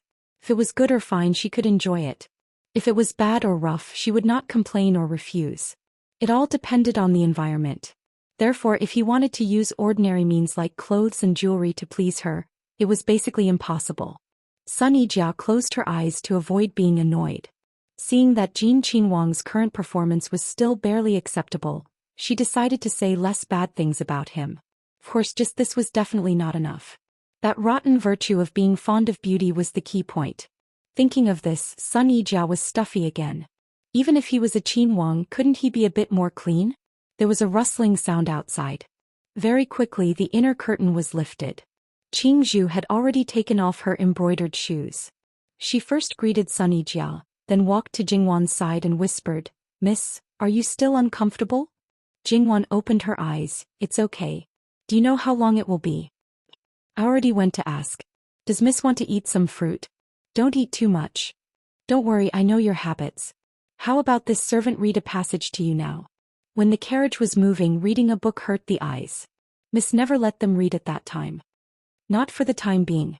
Jingwan sat up. "Sister-in-law, what do you think?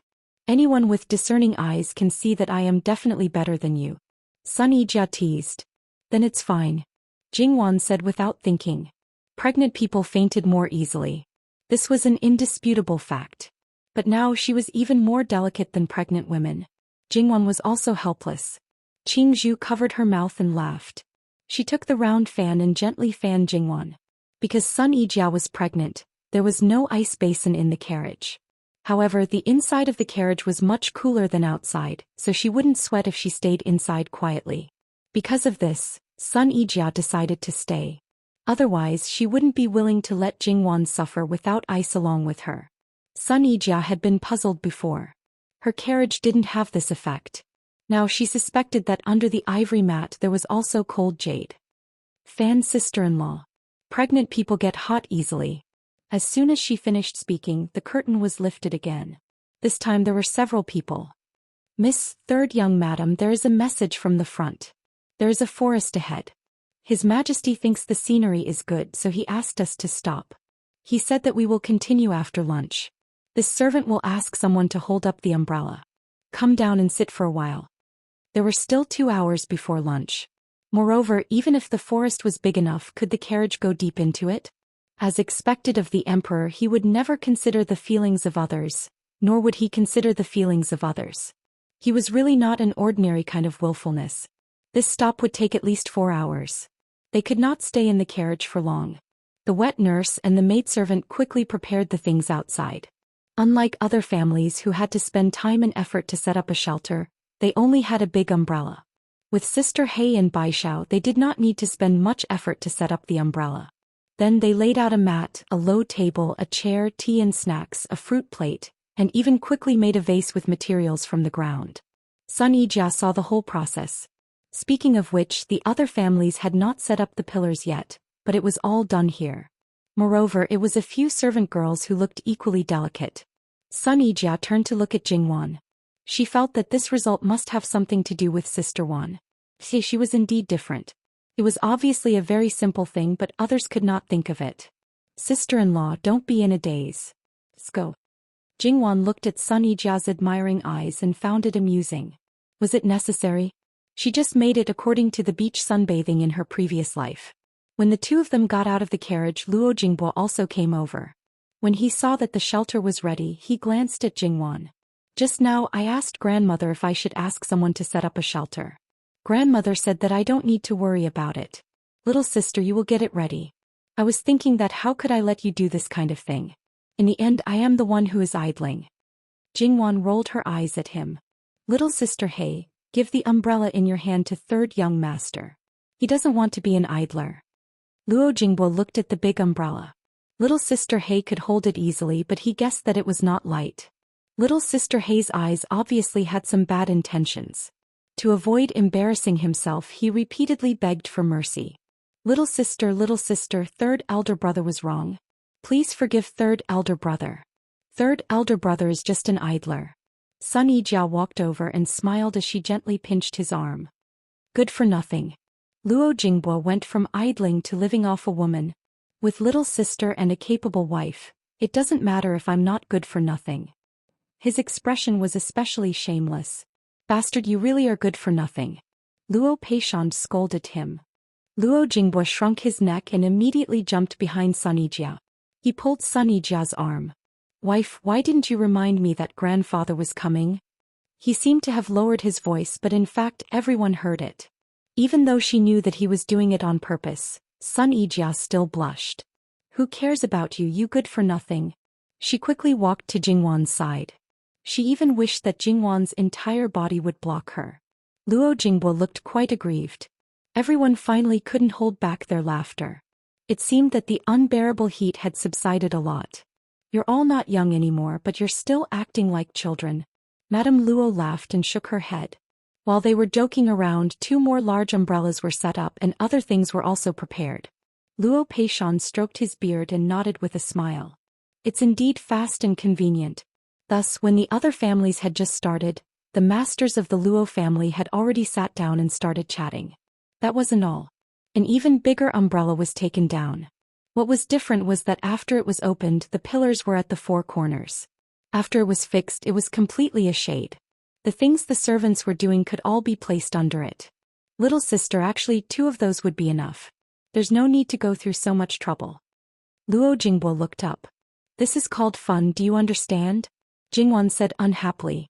She could say that when she was in Chitin Prefecture she was used to such big umbrellas. The furthest place she traveled was her own village, so there was no need for the servants to do outdoor work. Thus, a few days before she left, she had people prepare a few big umbrellas. Only then did she realize that it was actually inconvenient, so she thought of this. In the end, Nurse Gong and the others nodded as if it was a matter of course. Masters and servants should be separated. Well, Jingwan didn't say anything. Luo Jingbo didn't know what fun was, but separating like this was indeed more comfortable than all of them being under the same shade. When the left and right families of the Luo family saw the situation of the Luo family, they were immediately envious, jealous, and hateful. Especially those servants who were busy putting up airs, they were sweating profusely. As for the masters, they didn't have a place to stay for a long time, so they felt more and more stuffy in the carriage. Even the ice basin couldn't relieve the heat, so their temper became even more irritable. Nurse Gong brought them freshly squeezed fruit juice. Everyone else used iced fruits. Jingwan and Luo Jingbo even had a small piece of ice added. However, Madame Luo and Sun Yijia used slightly cold fruits. While the others were still looking at the strange sight, Madame Luo was the first to pick up a small bamboo tube and put it into the juice. She took a sip and then let out a subtle sigh of relief. However, seeing her relaxed expression, her heart should be extremely happy. However, looking at her skillful movements, it was obvious that she was used to this. When the other 3 saw this, they followed suit. After taking a sip, they all felt very comfortable. Jingwan also slowly took a sip. The cool feeling slid from her mouth to her stomach, making her whole body feel comfortable. The discomfort caused by the motion sickness was almost instantly reduced by a lot. Drinking icy cold fruit juice with his family, there were people fanning him beside. Even though it was June, it was still a great enjoyment to be in the wilderness with such beautiful scenery. Jingwan looked at the forest in the distance and was a little lost in thought. Sun Yijia reached out and waved her hand in front of Jingwan. She didn't know when, but she had moved from Luo Jingbo to Jingwan's side. When she saw Jingwan looking at her, she asked, "What are you looking at? Didn't you hear me when I called you?" Jingwan raised the corner of her mouth, and a smile overflowed from the depths of her eyes. "I just suddenly feel very happy. Even if it's a hot summer day, even if it's a little uncomfortable now, I still feel very good." Hearing her words, the others looked over, especially Madame Luo, whose gaze was exceptionally gentle. "Grandmother is also very happy, isn't she?" Jingwan smiled. Madame Luo didn't deny it and nodded with a faint smile. Looking at her smile, Luo Peishan suddenly understood something. He had let her down a lot. However, even so, at this time he couldn't bring up the idea of retiring and then accompany her to enjoy her old age. The one who understood Luo Peishan the most was indeed Madame Luo. Seeing his expression at this time, she knew what he was thinking. Lord doesn't need to think too much. This moment is enough. Even if it was for Wan Wan, it was impossible for him to retire at this time. Although they didn't particularly understand the atmosphere between the two elders, Luo Jingbo and Sun Yijiao looked at each other tacitly. Their eyes flashed with a seemingly indescribable warmth, but they understood each other's feelings. Jingwan subconsciously covered her eyes. Single people couldn't afford to be hurt. This pair of old and young represented the beginning and end of a marriage. They were brimming with happiness, and the lethality of this was extraordinary. It caused her to even have a little bit of expectation for marriage. Iching Luo is very comfortable. Hearing this, the masters of the Luo family hurriedly looked back. Luqingdi was standing beside the carriage, and behind him was a group of people. His sons, palace servants, and the imperial guards brought along with them. They obviously came from the other side of the carriage. "Your Majesty the Emperor, you should at least let someone say something in advance. Is it really good for you to silently inspect the private lives of your subjects?" Chapter 168. Unexpectedly, Jingwan met Jin Qingwang's gaze, but after a brief moment of contact, she seemed to naturally shift her gaze away. Because of that intimate contact, she could maintain her composure on the surface, but to say that she didn't care at all, it would definitely be a lie. Moreover, she always felt that his gaze was too invasive. Placing the chessboard and chess pieces on the table in front of Luqingdi and Luo Peishan, Luqingdi knocked on the chessboard and picked up a chess piece to examine it. "Oh, my beloved subject, you really dote on your granddaughter, ah. The things you give her are better than what Jin usually uses." Luqingdi was just saying this and didn't have any other meaning. He basically knew the details of the important ministers in the court. The Luo family also had 200 to 300 years of accumulation. Its history was much longer than the Li dynasty, so it was normal to have some family property. He wasn't the kind of person who would allow the things his subjects used to be better than his own. Moreover, who stipulated that the emperor must use the most extravagant things. What he used, even if it was tattered, others had to treat it as a treasure. Between the monarch and his subjects, there was no one who gave way to the other. They directly followed the rules. Luo Peishan placed the first chess piece and glanced at Jing'un. This girl is very lovable, but she is the most worry-free. So he could only give her some good things. Luo Peishan was so shameless to take Li Hongyuan's credit. Luqingdi nodded in understanding. Every family's parent had the same mentality. He also glanced at Jing'un. She is indeed a good girl, ah. Why don't Jin have such a daughter? However, they all say that a son-in-law is half a son, so this daughter-in-law is also half a daughter. Saying this, his gaze swept and fell on his sixth son, who quite consciously sat on Jingwan's seat. "You evil creature, treat your daughter-in-law better in the future, do you hear me?" It could be seen that Luqingdi also knew the extent of this son's dregs, which was really hateful. Li Hongyuan acted as if he didn't hear it. He didn't even look at Luqingdi. He threw the small bamboo tube in Jingwan's cup aside, picked it up and drank it up. His actions were natural and smooth, so fast that no one could stop him. She smacked her lips. "It tastes pretty good. Give me another glass." She shook the glass and the ice cubes clinked inside. "Add more ice." Sharing a cup of wine in front of everyone was something that husband and wife would not do, especially if the husband drank the wife's leftovers. If this was known, the wife would probably be scolded to death by her mother-in-law. Jingwan was very embarrassed. Wang Ye, I know you're used to being casual, but can't you be a little more careful? It doesn't matter if you're thick-skinned, but... Although he felt that Li Hongyuan's behavior was inappropriate, he had done countless things hundreds of times worse, so Lu Qingdi didn't feel anything. He looked back at the chessboard. Bastard. He put down the chess piece in his hand. Jingwan breathed a sigh of relief. However, a certain king of hell refused to stop. He looked up at Jingwan and knocked on the table with the cup. Jingwan had a headache, asking Wang Ye to wait for a moment. She directly left and gave him another cup. She didn't juice it again like when she served Lu Qingdi. Instead, she poured the previously squeezed juice. In order to speed up the cooling of the juice, she directly broke the ice.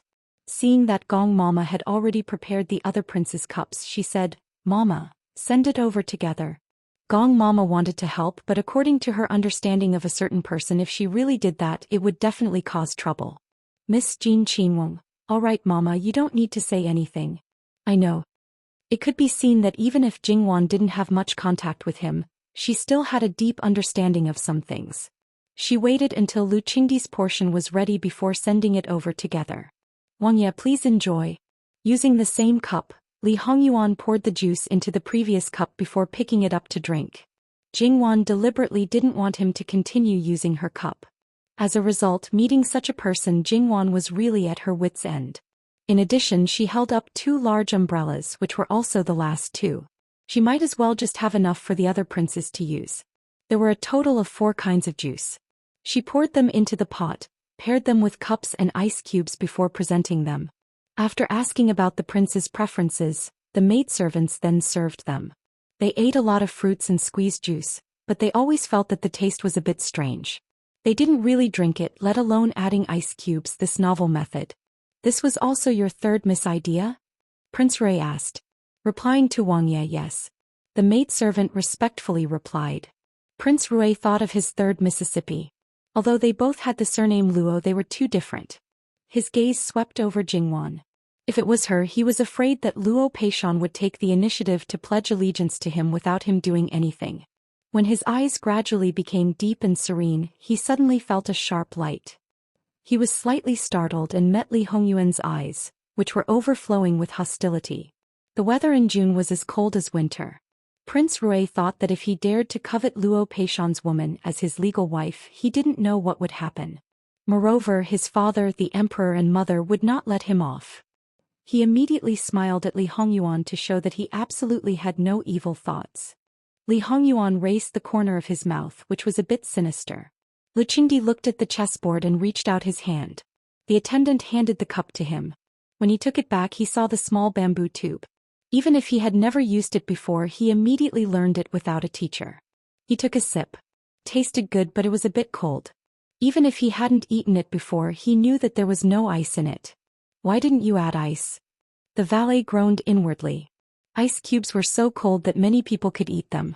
Emperors in history did not live long lives, including Emperor Lu Qingdi. In fact, his physical condition was far worse than his peers. Something happened to his body. Who would be responsible? Was it because they didn't serve him well enough? Or was it because the Luo family shouldn't have taken out this way of eating? Even if you are the emperor, there should be a limit to your willfulness. Eating ice at your age, do you want to die? Lu Qingdi's veins bulged on his forehead. He threw the chess piece in his hand over. Evil creature, I am still young. What's wrong with eating some ice? Who can be more willful than you? Li Hongyuan raised his hand and caught the chess piece. You have a bunch of grandchildren and you dare to say that you are young?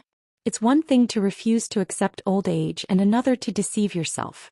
No matter how willful I am, I will not joke about my body. It's not yours, so don't smash it. Also, being impulsive and easily angered is harmful to the body. Lu Qingdi's chest heaved up and down. It was obvious that he was very angry. Luo Peishan's expression was as usual as he lightly tapped on the chessboard. Emperor, it's your turn. People who saw this scene for the first time were really surprised. For example, Jingwan, Luo Laofuran, and Luo Jingbua. Sun Yijiao, who had moved her seat to sit with Luo Laofuran, was the same as the others. She was used to seeing this and was accustomed to it. It was said that Jin Qinwang was lawless and out of control.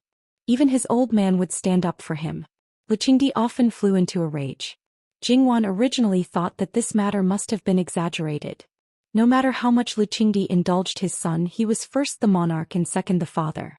How could he tolerate his son's disrespect? However, seeing that Lu Qingdi's undulating chest returned to its original level, continuing to play his chess, drinking his fruit juice and not adding ice, his anger disappeared so quickly. So magical. Jingwan could be considered to have opened her eyes. Even her three views were slightly refreshed. However, Jingwan didn't know that this was actually the result of the accumulation of time. Li Hongyuan tested Lu Qingdi's bottom line step by step. At least at the beginning he absolutely couldn't do it to this extent. He only borrowed Lu Qingdi's guilt and heart to make up for it, moving forward step by step. And Lu Qingdi unknowingly retreated bit by bit. His tolerance became higher and higher, so much so that it became a habit. A behavior pattern that when changed it would be strange, and other people were also used to it. Even for Lu Qingdi, it was a rare enjoyment. That's right, it was enjoyment. In his eyes, this was a pure father-son relationship without any interest. Even if he was angry, it was also habitual. It came quickly and went quickly. For example, just now in his understanding, this son's words weren't pleasant to hear, but in essence he was concerned about his health. This evil thing had angered him more and cared less. When his anger subsided, his heart was still happy. If it was another person, even if you were careful and careful, deliberating and deliberating, you might be accused of harboring ulterior motives and secretly prying into the health of the dragon body. To put it bluntly, Lu Qingdi was a masochist. So much so that Lu Qingdi's personal attendant was still grateful to Li Hongyuan. As for whether Li Hongyuan was really concerned about Lu Qingdi? Perhaps a little bit. If he wasn't worried that something would happen to him and the Luo family would be implicated, even if he ate a lot, Li Hongyuan wouldn't lift his eyelids. Even if he didn't have a maternal family, his wisdom, shrewdness and skill were not lacking. More importantly, under the eyes of others he could make so many people swear loyalty to him. Just thinking about it made people shudder. It was such a person who wholeheartedly schemed against her own granddaughter. That was like laying down an inescapable net. Even if Wan Wan was smart, she was still a woman in the boudoir. The restriction was too big, how could she break free? Old Madame Luo didn't know if Jin Qinhuang liked her granddaughter more, or if it was because of the obsession caused by the dream. She was afraid that it was the latter. If that was the case, after getting her, the obsession would disappear. At that time it would be better if he just gave Wan Wan the cold shoulder. She was afraid that he would think that what he did before was not worth it. For a woman, he would go through so much trouble, lose face, and then want to remove the stain of the past. But now there was no way to retreat. No, it should be said that from the moment he started scheming, there was no way to retreat. Jingwan wanted to sit with old Madame Luo and her brother and sister-in-law. A certain person who never cared about secular etiquette would tell you, let alone a door, there wasn't even a crack in the door. Thus, Jingwan had to bite the bullet and sit opposite Li Hongyuan, the farthest position from him. Lu Qingdi shot a glance at Li Hongyuan. You evil creature, take it easy for lousy. It's fine if you don't have any face, but don't harm. Luo Peishan suddenly coughed. Even if you're the emperor, don't go too far. Everyone is turning a blind eye to it, but you still have to expose it, right? My good granddaughter is being wronged right now, but you still have to peel off her face? Lu Qingdi was a little embarrassed. His old face was completely thrown away by this evil creature. Jingwan felt that this father and son's faces were actually the same. Fortunately, her face was thick enough so she wouldn't be at a loss of what to do because of the gazes of a group of people. Wasn't this also because Li Hongyuan stepped on Jingwan's bottom line and took advantage of her in various ways? He knew that Jingwan wasn't an ordinary woman in the boudoir and wouldn't feel humiliated because of this matter. And his reputation was already very bad. As long as he didn't go too far, he wouldn't splash dirty water on Jingwan. Maybe someone would even sympathize with her. Therefore Li Hongyuan was really such a scheming person. Fortunately, Li Hongyuan didn't do anything else and his eyes fell on the chessboard. Li Hongyuan's chess skills were not an exaggeration to call him a master. Therefore after watching for a while he became disinterested. His eyes fell on Jingwan again. He wanted to pull his wife into his arms and kiss and hug her, but unfortunately he could only think about it. He glanced around. The Minister of Revenue, who was at the back of the Luo family's carriage, brought his eldest son to the Luo family's residence to join in the fun. In fact, he wanted to make his presence known in front of Lu Qingdi. He probably saw that there was no extra shade in the Luo family's residence at this time, so he probably had to bring all his children and grandchildren. The imperial guards were scattered around. Under the sun they stood upright. Although Li Hongyuan didn't care about these people, the current commander of the imperial guards was indeed a figure. The imperial guards under him were much better than the previous commander. However, this person was promoted by his father and was very loyal. However, most people had weaknesses that could be exploited, and this person was no exception. However, Li Hongyuan wasn't in a hurry now. It wasn't time yet. The servants of the Luo family gave a bowl of iced mung bean soup to each of the imperial guards. This was the best time to relieve the heat. It wasn't to win people's hearts, but it was better than winning people's hearts. There was always an indescribable kindness and softness in Wan Wan. If she did many things, she would probably win the hearts of the people without having to do them. "Accompany me for a walk," Li Hongyuan suddenly said. Jingwan looked at him. "Your Highness, can you not always do what you want? It's good to go for a walk. Also, in the wilderness, bring a few more people with you." Just when Jingwan was thinking about how to refuse, Lu Qingdi, who didn't mind too much trouble, spoke first. He made it clear that he wanted to help his son and didn't give anyone a chance to refuse. If you refused, it was equivalent to defying the imperial edict. Moreover, once he spoke, there was no chance for rumors to appear. "You know that it's difficult for your son to find his wife, but you don't have to go to this extent, do you? It's such a hot day and I'm drenched in sweat after walking. Where do you think I'm sitting with you, drinking something while you're being fanned by someone? Also, can you play Go seriously? Are you listening to what others are saying while you play Go or what? The scenery here is not bad, but remember to bring an umbrella," old Madame Luo said. Because of her deep worries, old Madame Luo didn't mind Jingwan interacting with Jin Qinhuang before marriage. Feelings were formed through interaction. She hoped that Jingwan would have some understanding of Jin Qinhuang and let her understand that the other party wasn't really that bad. For a man, no matter what his mentality was, he should hope that the woman adored and admired him. Compared to being calm and self-restrained, the former would certainly make people happier. It wasn't to deliberately curry favor, but to let Jingwan have a trace of expectation and longing for the future instead of not having any hope in the beginning. She held on to her heart and didn't waver. If that was the case, even if there was a chance, she would miss out on happiness. At the same time, she wanted Jin Qinhuang to see the real Jingwan and not be completely affected by the dream. She wanted him to like her more, care more about her, and truly put her in his heart. Perhaps this was also the reason why old Madame Luo easily let Jin Qinhuang take Jingwan away last time, even though she knew that Jingwan might be bullied. For Jingwan to have a good future, old Madame Luo was really mentally and physically exhausted sometimes. Li Hongyuan could more or less understand old Madame Luo's thoughts. As a grandmother, to be able to do this much, it was really not an ordinary kind of rare. Moreover, from what he understood, old Madame Luo had actually played the role of a mother. Being raised like a pearl or a treasure, Li Hongyuan found it hard to imagine. In his previous life, when Wan Wan had defiled herself in order to get rid of the clan, and later on when she had fallen into a difficult situation and experienced many hardships, and even died in the end, what kind of state was old Madame Luo in? Li Hongyuan got up. "Let's go." In her current state, she wouldn't be bullied. It didn't matter if she just walked. Seeing Li Hongyuan leisurely leave the carriages, Jingwan directly took the paper umbrella from Gong Momo's hands and held it herself as she followed. The servant girls naturally brought some things that could be used and followed closely behind. Behind them were Li Hongyuan's guards. It wasn't a small number of people, but it made Lu Qingdi frown. "Zhongqing, take 10 people and follow." "Yes, Your Majesty," the commander of the Imperial Guards replied. Then he selected 10 people. Lu Qingdi's care for Li Hongyuan was absolutely something that the other princes could only envy. If they were jealous every time, they would have gone crazy long ago. It would be best if the eyes didn't see, the heart didn't grieve over it. Thus, after hearing Lu Qingdi's words, the princes all lowered their heads to drink the fruit juice in unison, as if it was a supreme delicacy that could attract all of their attention. Unfortunately, they didn't realize their own actions. The people who saw it were all silent. To meet such a biased old man, they also sincerely wiped tears for these princes. They didn't say anything and just silently sympathized with them. As they walked further and further away, they were basically out of everyone's sight.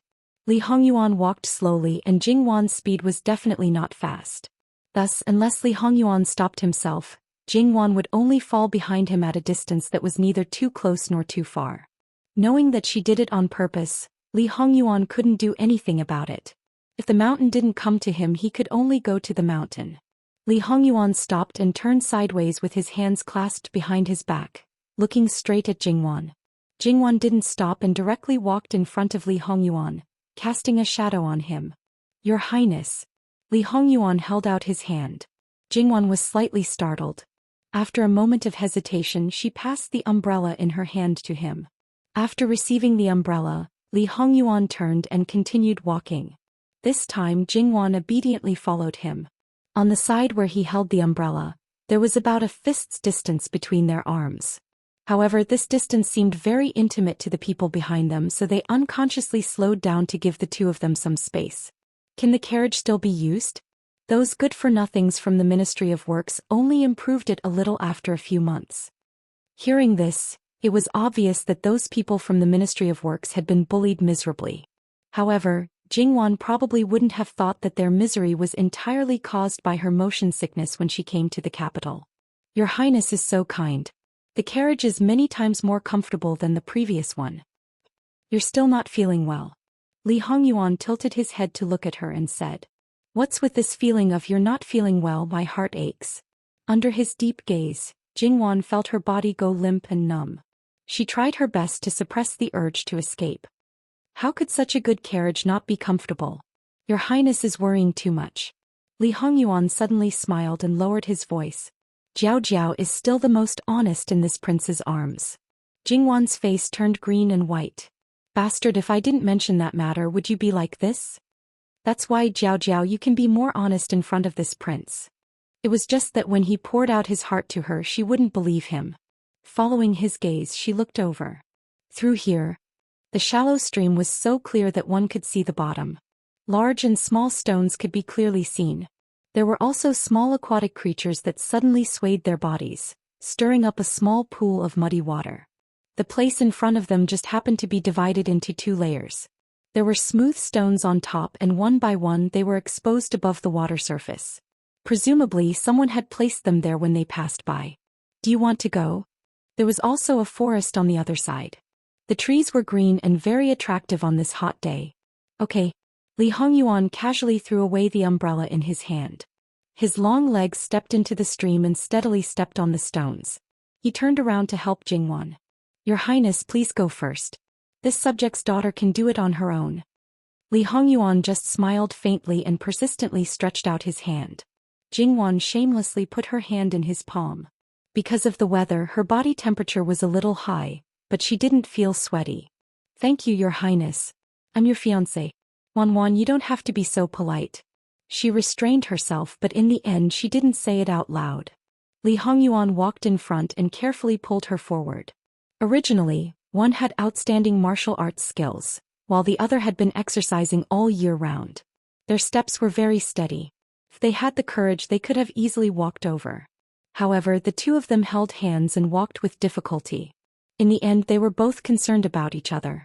Jingwan couldn't see in front of her. Every step she took, she followed Li Hongyuan's footsteps. Once she stepped a little bit wrong and there was a bit of moss on the side. She slipped and was about to fall down. "Be careful." Li Hongyuan put strength in his hand and quickly turned around. He grabbed Jingwan's waist and naturally fell down. However, the fault was actually less than 2 feet high. With Li Hongyuan's martial arts skills, he wouldn't let the two of them fall into the water in such a sorry state. When his feet submerged in the water, he had already firmly held Jingwan in his arms. Jingwan naturally wrapped her arms around his neck. Her face was close to his and their breaths could touch. Jingwan slightly blushed. She thought, this guy didn't do it on purpose, did he?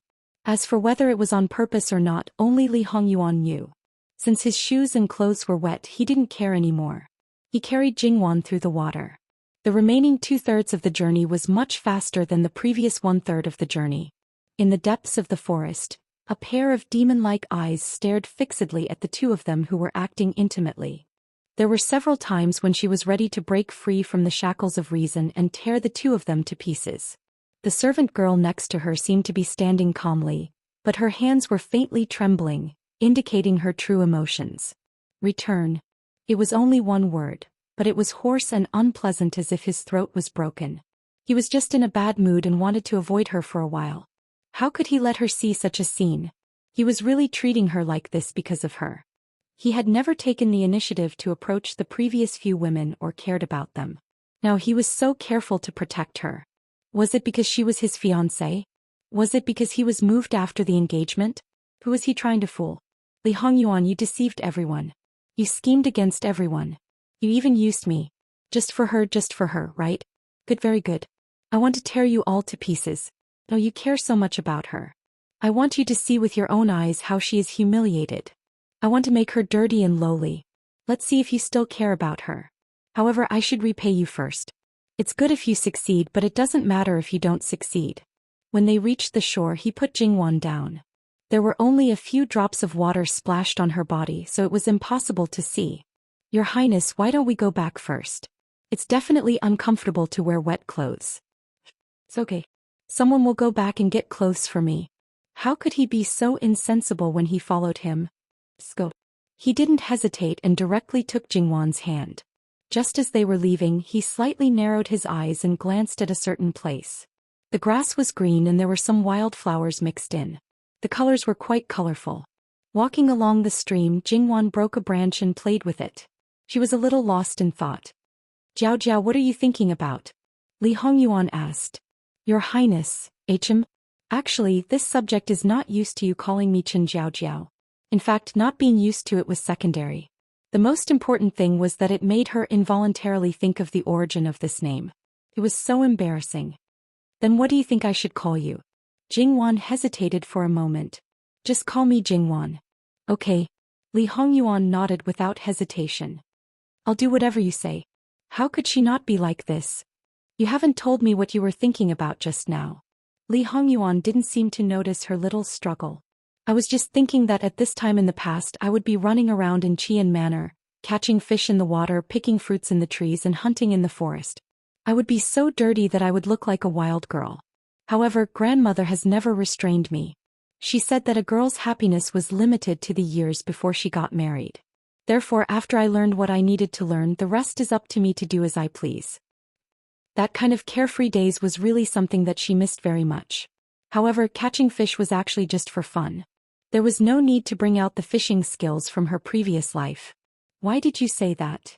What? Jingwan didn't understand. Why did you tell me this? Don't girls pay attention to chastity, gentleness, and dignity? Jingwan smiled. Your Highness cares a lot. Then what should I do? Your Highness won't dislike me so much, right? Jingwan didn't really care about this point. Even if he said that she was unruly and improper, so what? In the future, even if she didn't act wildly like before, she wasn't a real good girl. She couldn't always wear a disguise. This prince is very happy. She couldn't keep up with his thoughts at all. Jingwan, it's good that you're like this. Even if you marry this prince, you can still be like this. If you don't feel comfortable in the manor, you can go to the manor. You can stay as long as you want and play as you want. Jingwan didn't care. After becoming a princess, how could she be so casual? It was good enough that she could do as she pleased in the manor. Jingwan didn't believe it and Li Hongyuan didn't emphasize it. At that point, the truth would be revealed. There was a slight movement behind her. Jingwan turned around to take a look. The speed was really fast. Your Highness, change your clothes first. Taking advantage of his slightly loosened hand, Jingwan took back her hand. Li Hongyuan nodded and glanced at her fingertips. He casually found an open space nearby and pulled up a curtain. Without waiting on anyone, Li Hongyuan quickly changed his clothes.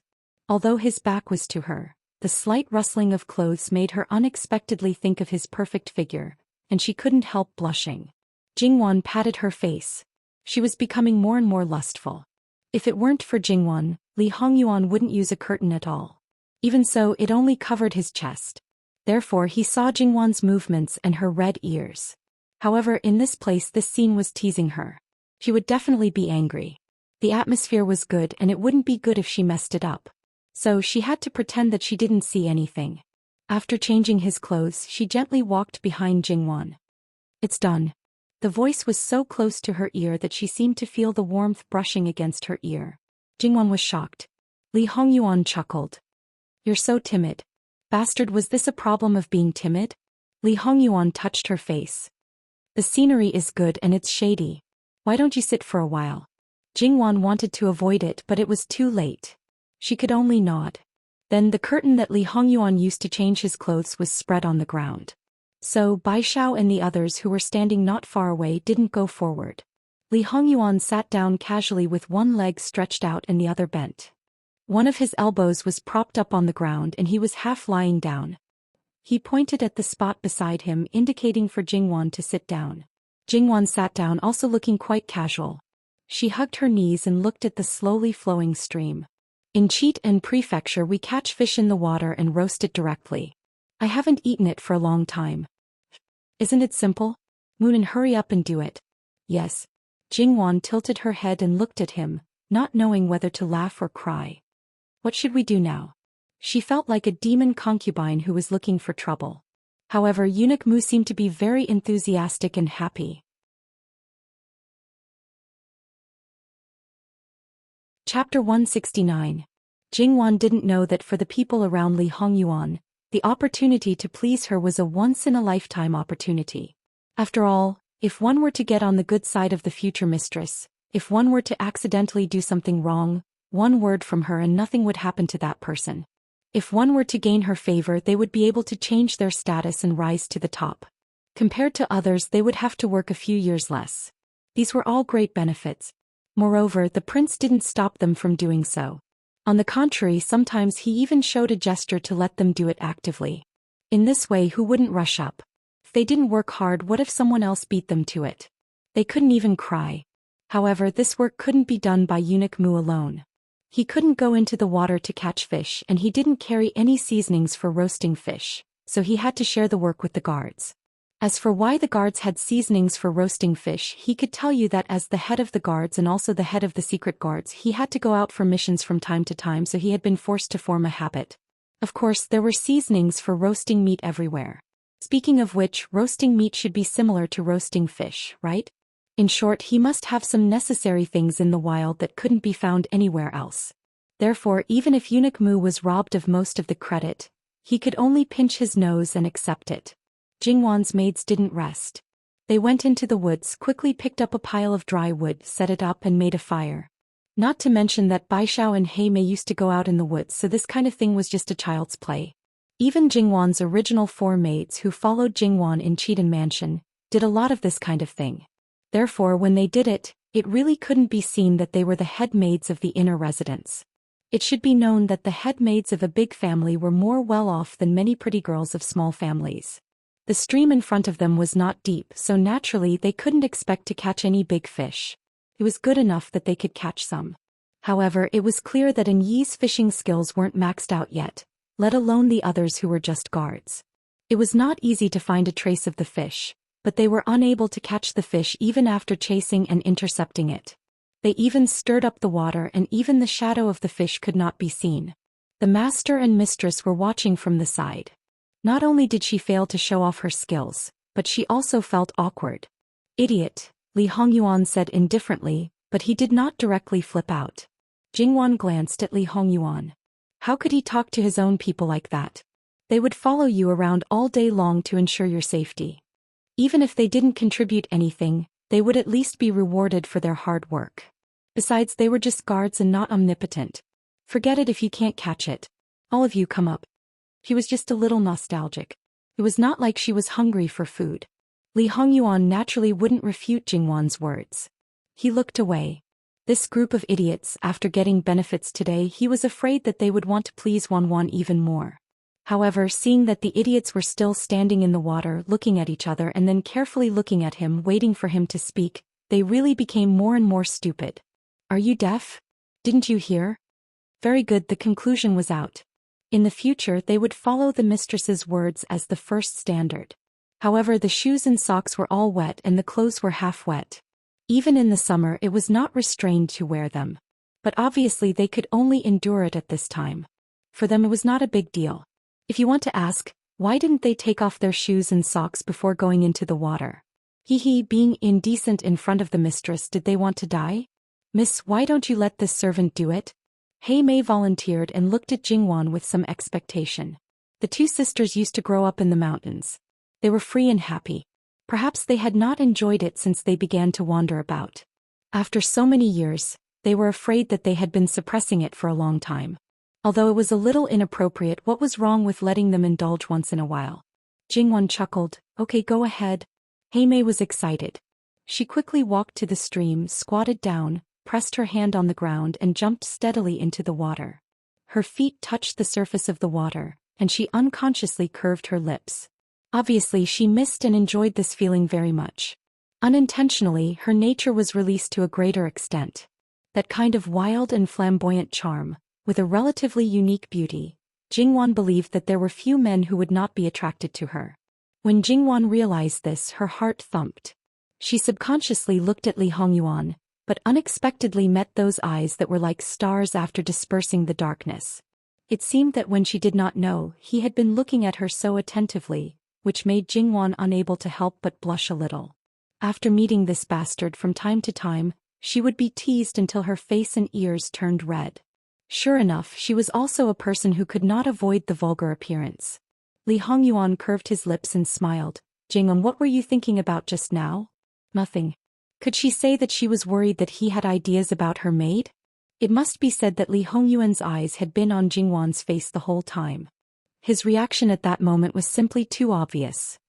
How could Li Hongyuan not know what she was thinking? His eyes fell on Heimei, who was already looking for a target in the water. According to her previous appearance, Li Hongyuan originally intended to send her to Wanwan's side. However, her martial arts were indeed better than her sister's, and better than the other maids who were specially trained. He also thought that Wanwan was not such a superficial person. For the time being, he would send her to take a look. If he really did not like her, he would change her. However, Wanwan was indeed different. She could be said to have turned something rotten into something magical. This might be an exaggeration, but it was an indisputable fact that the originally somewhat unsightly person had become a different kind of beauty. Your maidservant is very beautiful. Your Highness is too kind. Jingwon's voice was a little cold. How about giving her to me? Li Hongyuan said with some interest. Wishful thinking. Jingwon's voice was not a little cold but absolutely cold. Even her eyes were icy. But because she was angry, she did not notice that there was no emotion in his eyes. Those who did not know were sweating for Jingwon, especially a few maids who quickly surrounded Li Hongyuan. It seemed that if Li Hongyuan dared to make a move, they would fight him to the death. Heimei in the water also looked like she would explode at any time. However, there was still a little helplessness in her expression. After all, she was the one who caused the dispute between the girl and the future son-in-law. And those who knew could not help but wipe the sweat from the bottom of their hearts. Master, you have angered Miss Luo. When she treats you coldly, you will definitely not bear to do anything to her. At that time, the one who will suffer is still yourself, and the ones who will suffer more will also be us. You are already covered in dirty water.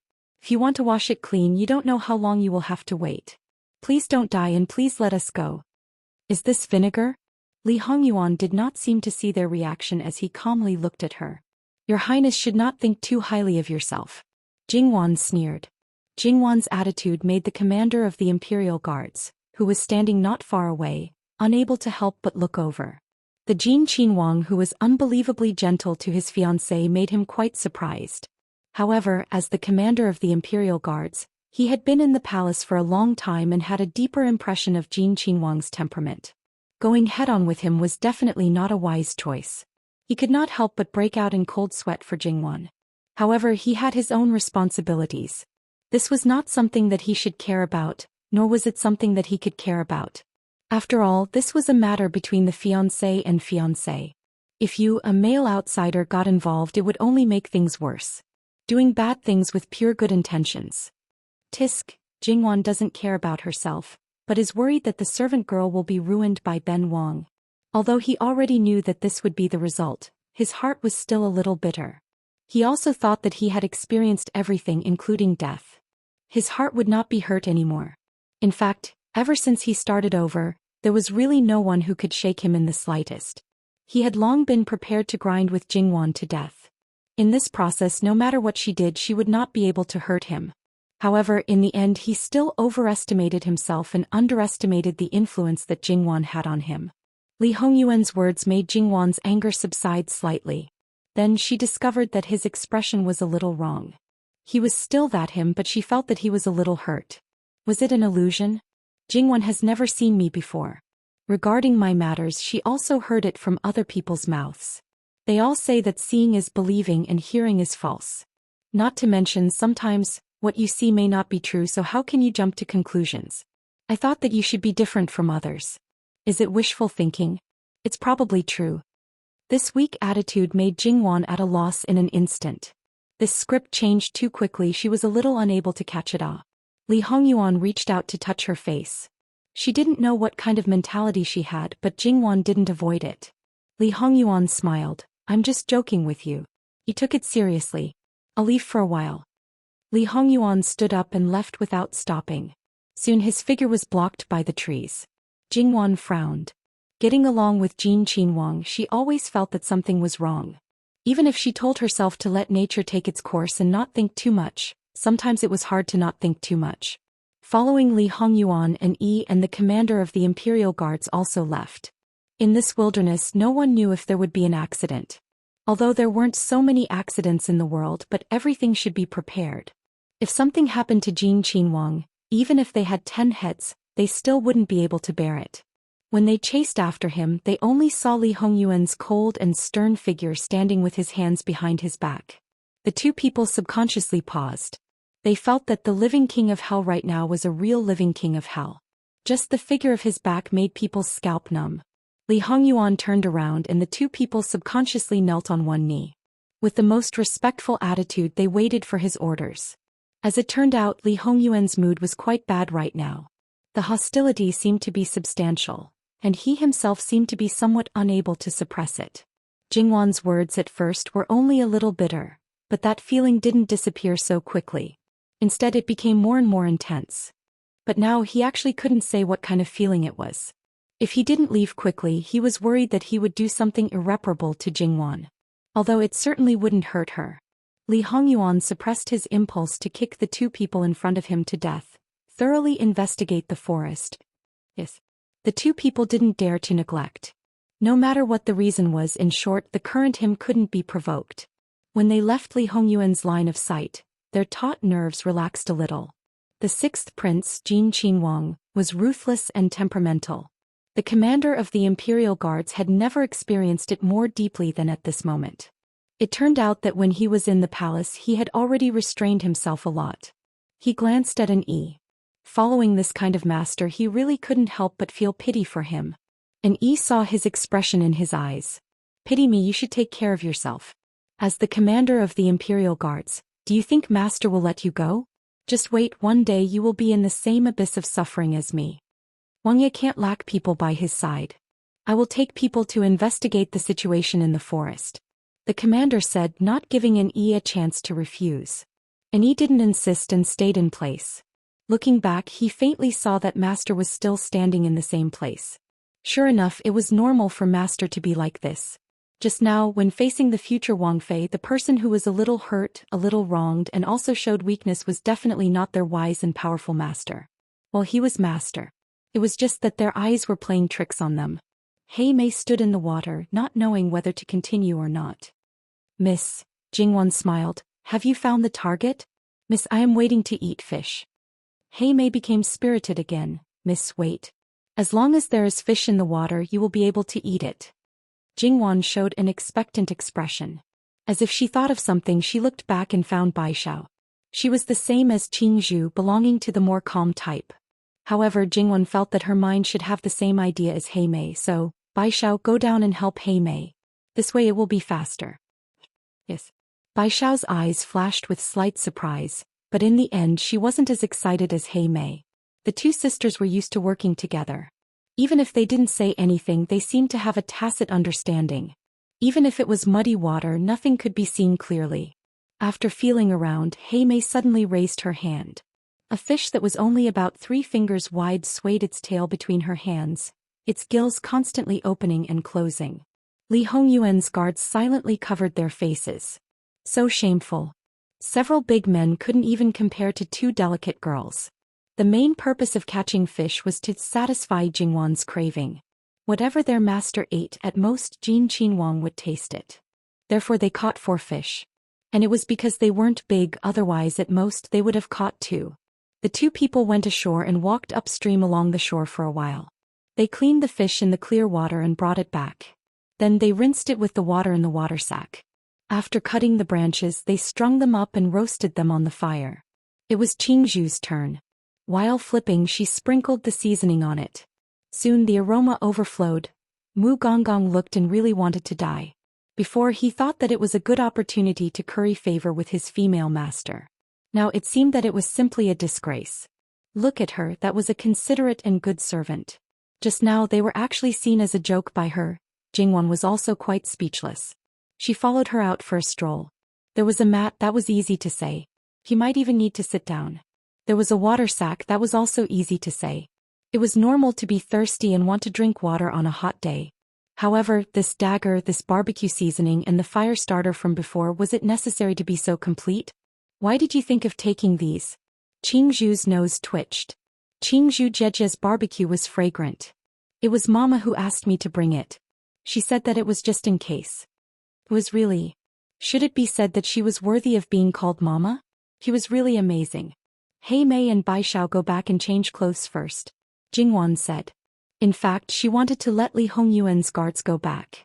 However, they weren't her people, so it wasn't good to exceed her authority. It's okay, Mississippi. It's hot. Just shake it by the fire and it will dry in a while. It's not good to wear it and dry it. The moisture will be on the body. It doesn't matter now, but when you get old you will suffer. Jingwan disagreed. In fact, Jingwan wanted to go back directly, but looking at Jin Qinhuang, who was still nowhere to be seen, it didn't seem good to just leave like this. Moreover, the fish had just been roasted. If they just left like this, wouldn't it be a waste of their hard work? Qingzhu thought about it and raised her head. Several Dage's bodies are also wet. It would be better to find a place to start a fire to roast. This was a suggestion, but also to drive them away. Thus the few people quickly rolled away. In any case, there were still Imperial guards nearby. They only needed to stay a little further away and avoid them. The group of men left and a fire was quickly started at the side. The sisters took off their shoes and socks, leaving only their dresses and trousers. They weren't wet much and were basically dry now.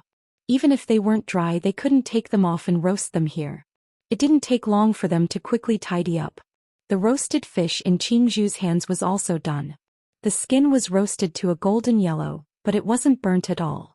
Then she saw Qingzhu take out a plate somewhere. Looking at that posture, was she going to take the fish down, peel the skin and pick out the bones, and then let her enjoy it in a reserved and elegant manner? Jingwan's forehead was filled with black lines. She directly took the branch in Qingzhu's hands and took a bite of the fish's back. Roasted like this, eating like this is more interesting. Jingwan was the master. She wanted to eat like this, then eat like this.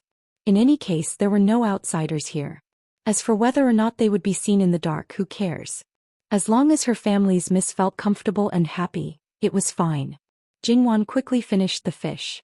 Even if the fish was relatively small, she still left behind a relatively complete skeleton. The taste is really good. Jingwan actually wanted them to taste it.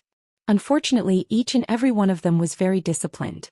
Jingwan wiped her mouth and washed her hands. That Yi still wasn't coming back? If it was said that Li Hongyuan's previous reaction that Jingwan didn't care at all, it must be fake. After hesitating for a moment, she still decided to go and take a look. I'll go take a look, you don't have to follow. But miss. The mama told them to keep an eye on miss at all times. They couldn't be too far away, let alone out of their line of sight. Jingwan waved her hand. Don't worry, there are a lot of people nearby. There will definitely be no problem. She seemed to sigh helplessly. I made people unhappy, naturally I have to coax them back. Jingwan clapped her hands and went to the place where Li Hongyuan had left. Not long after, Jingwan saw a figure. Looking at the clothes, it should be Jin Qinhuang's guard. That person was standing with his back to Jingwan. When he heard a slight sound, he immediately turned back. When he saw Jingwan, his heart trembled. Miss Luo, it's inconvenient for master to go back at this time. Jingwan stopped, her heart slightly moved. There seemed to be some abnormal sounds in the forest ahead. What was going on? However, since the guard was stopping her, Jingwan naturally wouldn't continue to rush over. Just as she was about to turn and leave, A black shadow rushed over here. Even if she didn't know what was going on, Jingwan knew that it was not good. Without saying anything, she turned and ran. Jingwan had never been a real delicate Mississippi. Therefore, when she ran, her speed wasn't just staggering. Stepping on branches and stones could cause her to trip and fall. That guard wasn't someone to be trifled with either. He pulled out his sword and slashed at the black shadow. The two people were soon engaged in a battle. However, it was clear that his skills were a notch higher. However, even so, he still couldn't get away. The two Imperial guards nearby also caught up.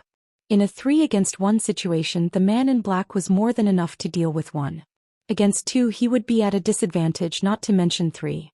However, before those two people could catch up, the man in black suddenly took out something from his waist. That was clearly a crossbow. Sacrificing an arm to deal with the guard, he aimed at Jingwan and pulled the trigger. Wan, be careful, that panicked cry even carried a mournful cry. Jingwan didn't even think and didn't care about the situation on the ground. Her foot slipped and she rolled. With a swoosh, the sound of something breaking through the air came from above. Jingwan saw an arrow firmly nailed to a tree, half of it embedded in it.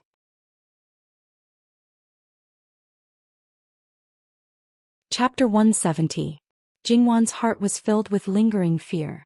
At the same time, she was extremely glad that the way she dodged was correct. She was even more glad that she wasn't raised to be a waste like an ordinary girl in the boudoir. Not to mention other things, if her reaction was slow, the result could be imagined. Jingwan turned her head to look at Li Hongyuan's side. The next moment, her pupils violently contracted. Because Jin Qinhuang grabbed the hair of the already subdued black-clothed man with one hand, while the other hand held a dagger. It circled around the man's neck and slowly but powerfully slid past. Perhaps because he used too much force, or perhaps because the dagger was too sharp, blood spurted out. Even if Jin Qinhuang was standing behind him, his body was not stained with blood for a while, but that hand was not spared.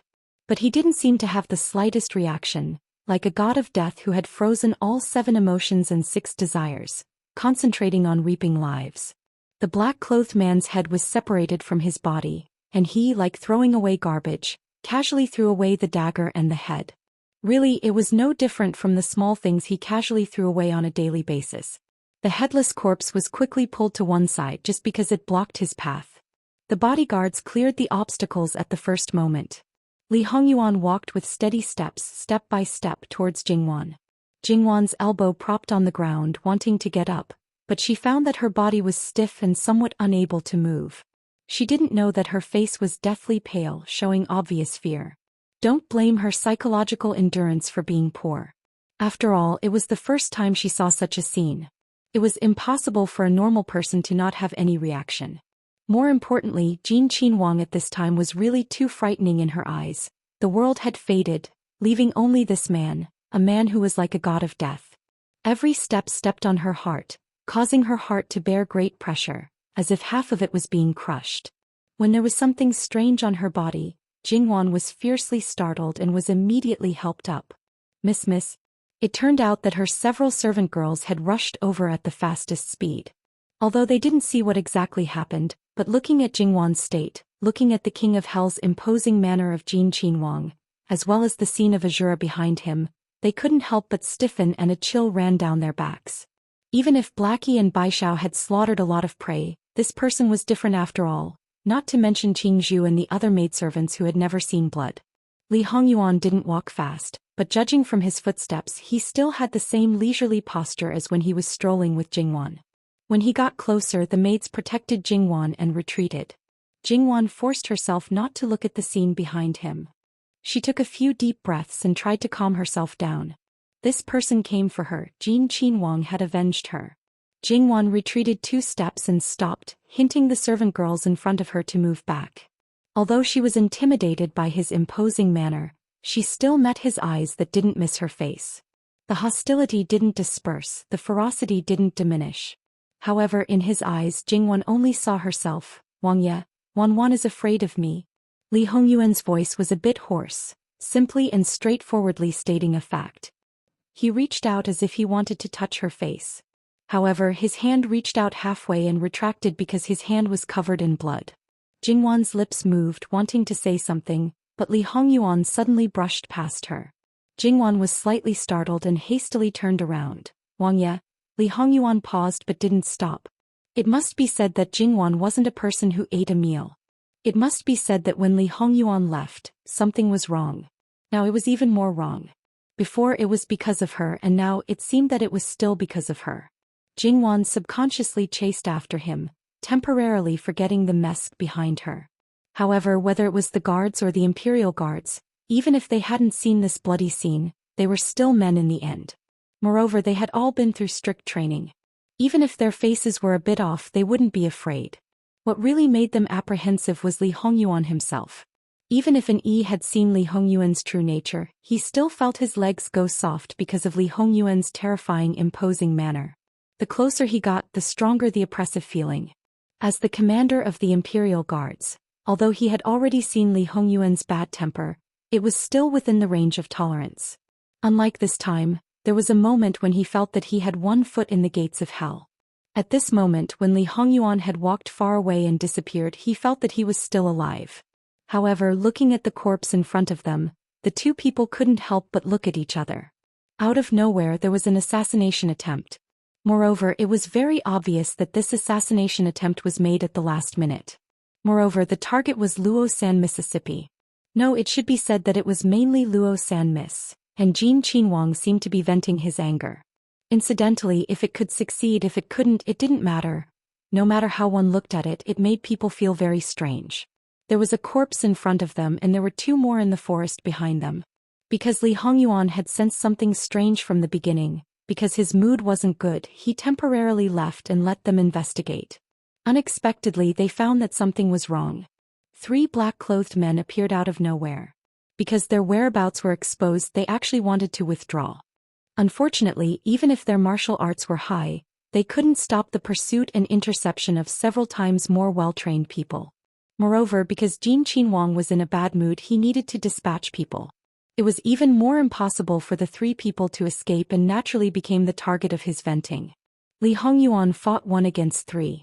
The others seemed to be loosely surrounded in all directions, but it let these 3 people clearly know that their escape route was blocked.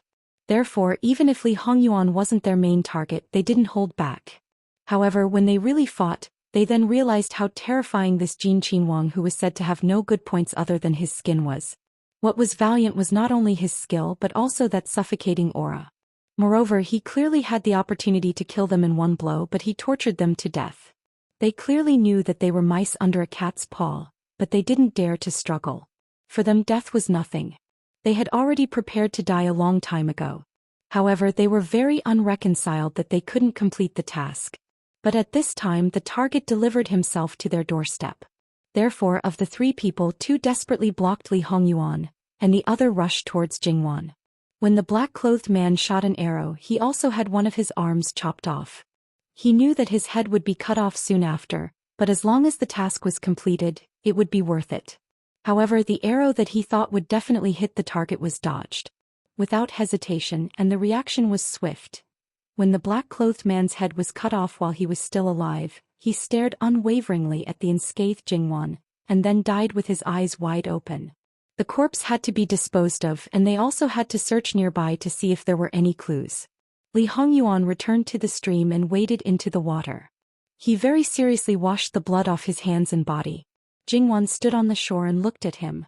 On such a hot day, she inexplicably felt a little gloomy and cold. The servant girls plucked the grass off her body, but she didn't even realize it. Li Hongyuan went ashore and carefully wiped off the water droplets. When he stood in front of Jingwan again, he basically couldn't smell the blood, but the terrifying aura on his body didn't decrease, but instead increased. Even so, Jingwan knew that he wouldn't hurt her, so she still bravely met his gaze. On the contrary, if she avoided him out of fear, he might really do something terrible. It was such a strange feeling. "Your Highness." Li Hongyuan suddenly held her face and directly kissed her. Anxious and impatient. He may have ignored the others, but Jingwan did not. Moreover, they were standing right behind him.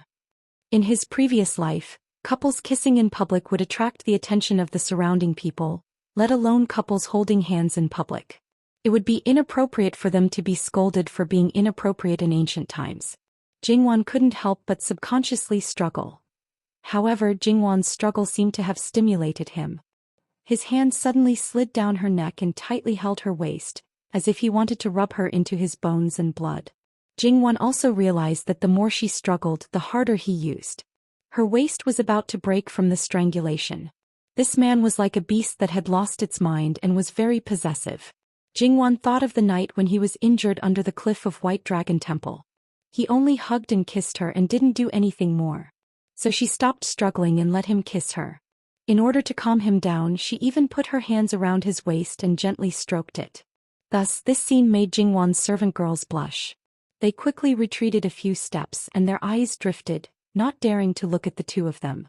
The Yulin army commander arranged for a few people to stay behind to deal with the corpses, while the others dutifully continued to guard. But they didn't expect to see such a fiery scene when they arrived. It made each and every one of the big men very embarrassed. Then they retreated further away, letting themselves hide in the forest and disappear. However, many people muttered in their hearts. Should they say as expected of Jin Qinhuang? He was extraordinary. Jingwan only felt that her lips were a little numb. Li Hongyuan then released her. Even so, his lips were still attached to hers. Wan, don't be afraid of me. Even if I kill people like scything flax, I won't hurt a single strand of your hair. As he spoke, his lips opened and closed, brushing against Jingwan's lips. And Jingwan didn't know what to say, so she just responded. She knew that what he said was true. Li Hongyuan just hugged her. Do you know, I almost lost you again. At that moment my heart almost jumped out. Fortunately you escaped, otherwise.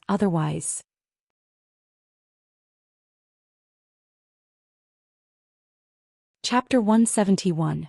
However, just let it be. When you don't care about others, you naturally don't have to care about how others think of you in their hearts, although this other person is the person you will get along with day and night in the future. However, even if it was a transfer of affection, there were some things that she actually benefited from. Jingwan was never a heartless person. As long as he didn't cross her bottom line, then as long as he treated her well, as long as he didn't treat her particularly badly, she could be a good wife. Moreover, the feelings that she reciprocated might not necessarily be love. Obviously, what happened just now had stimulated this living hell. Now he was holding her tightly and wouldn't let go. Jingwan obediently let him hold her. Putting aside the fact that he occasionally made people feel ashamed and resentful, purely as a lover, this person was really impeccable. What's more, he was so hot that he let people see the scene. At this moment, Jingwan didn't care about being held. Moreover, if this could make him less terrifying and let him be comforted, Jingwan would accept it if he took advantage of her. However, was the one in his heart already gone? Thinking about it, according to this person's temperament and power, if it wasn't the separation of life and death, how could it be called lost and left? There was a saying that the living could never compete with the dead. Jingwan was glad that she didn't think of competing, otherwise she didn't know what kind of virtue she would have made. Jingwan continued to stroke his back to comfort him and didn't say a word. Under the premise of not understanding the situation, it was often wrong to say more. Jingwan didn't want to be the understanding flower. However, it was a certain someone who knew the essence of taking a mile after taking an inch. When he found that his panic and weakness made Jingwan's heart soften, he hugged her and let go. With a hot start, he became unscrupulous. Except for his hands that didn't go too far, his mouth didn't stop. Jingwan was fine. She was not injured or sick in his arms. Even if the fear in her heart were still there, the reason that she almost lost gradually came back. Seeing that they had been seen, there was no difference whether it was once or many times. As the culprit who caused her to be like this, naturally she had to make up for it. Therefore, a certain someone was well versed in playing the blame game. Even if Jingwan was dizzy from his kiss and did not notice it for a while because she was worried about his condition, she always maintained a bit of rationality. After a long time, it was difficult for her not to notice his condition. While he could be said to be insatiable, other than him there was no one else. Therefore, she should not be soft-hearted to this kind of person. Would a person like him be fragile? Why would he need someone to comfort him? Stop joking. Therefore, Jingwan did not hesitate to pinch his waist. In any case, it wasn't the first time he had offended his superiors, and he didn't seem to do anything about it. This bad habit was also caused by him. Jingwan's realization was something worth celebrating for a certain someone. This could be considered a historical improvement. Li Hongyuan was suddenly pinched. Even if his skin was rough and his flesh was thick, Jingwan did not really want to kill him. It would still hurt. She even deliberately hissed twice to gain sympathy. Before Jingwan could realize whether it was true or not, she subconsciously removed her strength. He grabbed her hand on his waist, leaned his forehead against hers and laughed in a low voice. "Kind darling, are you feeling sorry for me?" The words "kind darling" evoked the pain in Jingwan's heart. She pushed him away with a dark face. She would rather face that guy who was like the dark devil than face this shameless bastard who took the opportunity to tease her. "You are really heartless. You throw me away after using me." Jingwan gritted her teeth and looked at him. "No one will think you are mute if you don't speak." Li Hongyuan could not help but want to touch her face again. This time Jingwan quickly blocked him. Li Hongyuan was not angry. He still smiled seductively. "You seem to be in good spirits. Seems that you are not frightened." Jingwan paused. Her face was a little pale. Her lips moved but she did not say anything. Li Hongyuan took the opportunity to kiss her again. Li Hongyuan Jingwan could not help but explode. Then she realized the current situation. This bastard. Sure enough, it is better this way. This time it is my fault. I promise that these clowns will not appear in front of you again. Also, don't be afraid of me. From a bit of teasing to an indescribably gentle and affectionate. When you go back, drink a bowl of calming soup and then sleep. Forget about this. If he held it tightly and did not mention it, he might forget. It might also take root in his heart and sprout in the future. It was better to open it up now and tell her that it was nothing. Tell her that she did not need to care. He did not know how she endured the first time she killed someone in her previous life. In short, it must not have felt good. He did not know whether the impact of killing someone for the first time was greater, or the impact of seeing someone else kill someone for the first time was greater. He did not know. Those had all happened in his previous life. It had been too long and he had long forgotten such small things. He clearly knew that she was watching. He clearly knew that he might scare her, but he still did it without hesitation. Perhaps it was not only because of extreme anger and fear, but also because he wanted to let her see the complete him. If he was willing, he could let her see only the good side of him. If he was not complete, no matter how perfect he was, it would still be a lie and a lie. So Wanwan, don't be afraid of me. Your fear and resistance will make me do things that are out of my control. I might even hurt you. That will take my life. And when I die, I will definitely drag you down with me. As for the wrong place, it was probably giving them the opportunity to hurt her. Fortunately, she was fine. Otherwise, Li Hongyuan would definitely not care about anything and immediately exterminate the Ruan clan. Flay some people, pull out their tendons, grind their bones and scatter their ashes. Looking at her for a moment, he tilted his head, the gentleness in his eyes disappeared without a trace. "Yu Zhongqing, send her back. If there is even the slightest mishap, bring your head to see me." The Imperial Guard commander did not dare to neglect and hurriedly appeared, asking Wang Ye to rest assured. Regardless of whether Jin Qinhuang wanted to send him away or for other reasons, with his valiant skills, his bodyguards were also not bad.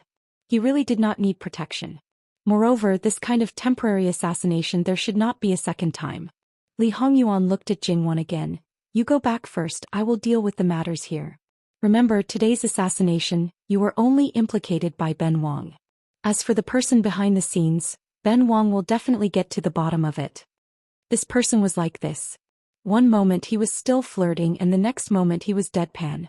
Everything he did was for you, making you lose your temper. If you really insisted on being angry with him, in the end you would probably be the only one angry. So she nodded. "Wang Ye, be careful." Li Hongyuan nodded. "Don't worry, Ben Wang has not married you yet." Jingwan directly ignored him. Brushing past him, she directly left. Unlike when she came, she was leisurely and unhurriedly, as if she wanted to quickly avoid him, this god of pestilence. It could be seen that Li Hongyuan's shameless healing method was really very effective. However, in the end, would Jingwan appease him more, or would he appease Jingwan more? This was really hard to say. Jingwan's maid quickly put away the things and followed.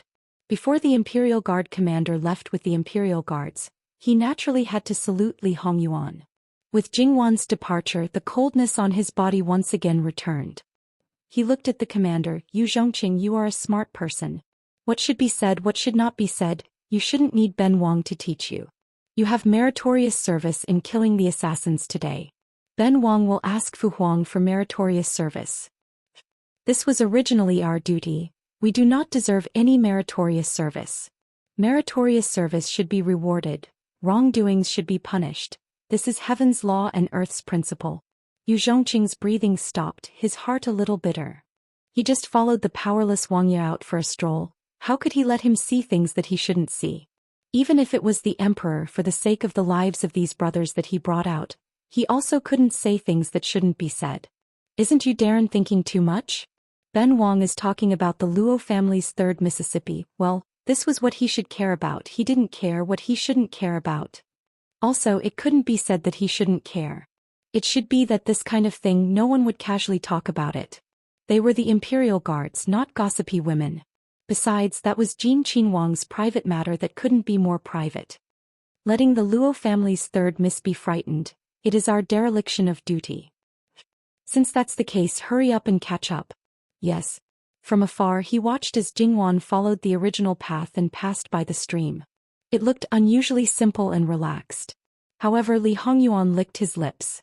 Did his little sweetheart know what he had done with his red lips that anyone with a discerning eye could tell? Li Hongyuan looked at the grilled fish stuck in the ground. He casually picked one up, looked at it, took a bite and tasted it. At this time it hadn't turned cold yet and the taste was actually not bad. In the eyes of the people around him, his daily food couldn't be more particular. However, at this moment he chewed on the small fish, other than the head along with the fish bones, and ate it completely. That posture was no different from his usual eating. Eunuch Mu lowered his eyes and thought, well, the master really likes Miss Luo. It's really deep in his bones. Muan, take the remaining 2 fish back. Yes. Mu Gonggong hurriedly responded. There was no convenient thing to hold, so he carefully held it in his hands. These were not 2 grilled fish but the most delicious thing in the world. Bring the head and Ben Wang. As usual, send it to Ruan Fengfei.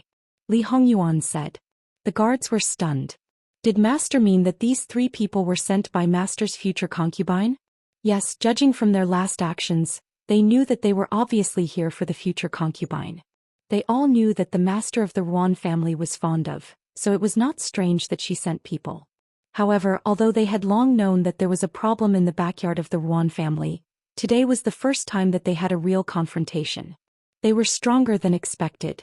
Although they were all ordinary guards except for the leader, they should not be worse than the secret guards of other families. However, in a one-on-one situation they were no match for the other party. However, wasn't it a bit arbitrary to conclude just because of this? In an instant they threw this idea out. How could master judge wrongly? Even if it was wrong, then whoever he said would be the one. Even if it wasn't Ruan Fengfei, it had to be her. Ordinary methods couldn't be used to plant people in the backyard of the Ruan family, so master didn't continue to use other methods. As for more, it was not something they could know. What master wanted to know they could know. Even if they knew, they would rot in their stomachs. But they should never inquire about things they didn't know. However, this is usual. According to what? In the end, it was still an E who understood in an instant the maid from the Dragon Boat Festival. Send people to the front. Li Hongyuan understated his order. Hearing his words, sure enough, in master's heart, only the Luo family's third miss was a treasure. If they dared to touch her, they would have to be prepared to bear the most tragic fate. However, master only needed to say a word, but their subordinates had to run around until their legs broke. It would be best if they did it well, but if they didn't, then they were incompetent fools. However, it was really not that easy to do this matter now. Along the way, people were together. Not only were there the guards of each family, there were also the imperial guards. The security was extremely tight and the possibility of being discovered was very high. But there was no other way. That woman's brain was sick. She had to provoke master at this time, causing them to be implicated. This time, if they didn't properly teach her how to behave, it would be hard to make up for the pain of being oppressed by their master. Approaching, Jingwan used a brocade handkerchief to cover her mouth. She couldn't see it, but that didn't mean she couldn't feel it. There was a slight tingling sensation. It could be seen how ruthless a certain beast's bite was. Jingwan suddenly stopped, turned around and looked at Yu Zhongqing. A man who wasn't even 30 years old, his facial features were also very handsome. As the commander of the Imperial Guards, he was the head of the third rank. Moreover, this man was said to be unmarried and was also one of the capital's golden bachelors. Yu Darren, regarding matters involving my daughter, please do not speak about it later. Yu Zhongqing understood her meaning. Miss Luo, please rest assured. Many thanks. Jingwan squatted. Mrs. Too serious. Jin Wang was famous for being fond of beauties. The beauties by his side changed again and again. They had all heard of his so-called great favor, but they had never seen the specifics. They all said that he was affectionate and fickle, never truly stopping for any woman. What they saw today, they were afraid that they hadn't seen it.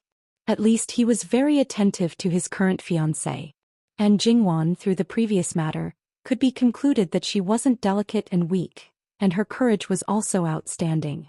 The marks on Jingwan's body weren't obvious, but they weren't difficult to find. For example, old Madame Luo immediately noticed her condition. She was so shocked that she immediately got up and hurried forward. Wan, what happened? Jingwan timely showed a bit of panic. Grandmother, we encountered an assassin. What? Not only old Madame Luo, everyone present was shocked. Wan, what happened? Not waiting for Jingwan to answer, Lu Qingdi's furious voice came from the other side. Yu Zhongqing, where's Jin Wang? These people came back, but his son and his son's guards were gone. Replying to the emperor, the assassins have been executed. Wang Ye is fine. Wang Ye said that he would stay to check the situation and ordered this subordinate to escort Miss Luo back. Check the situation?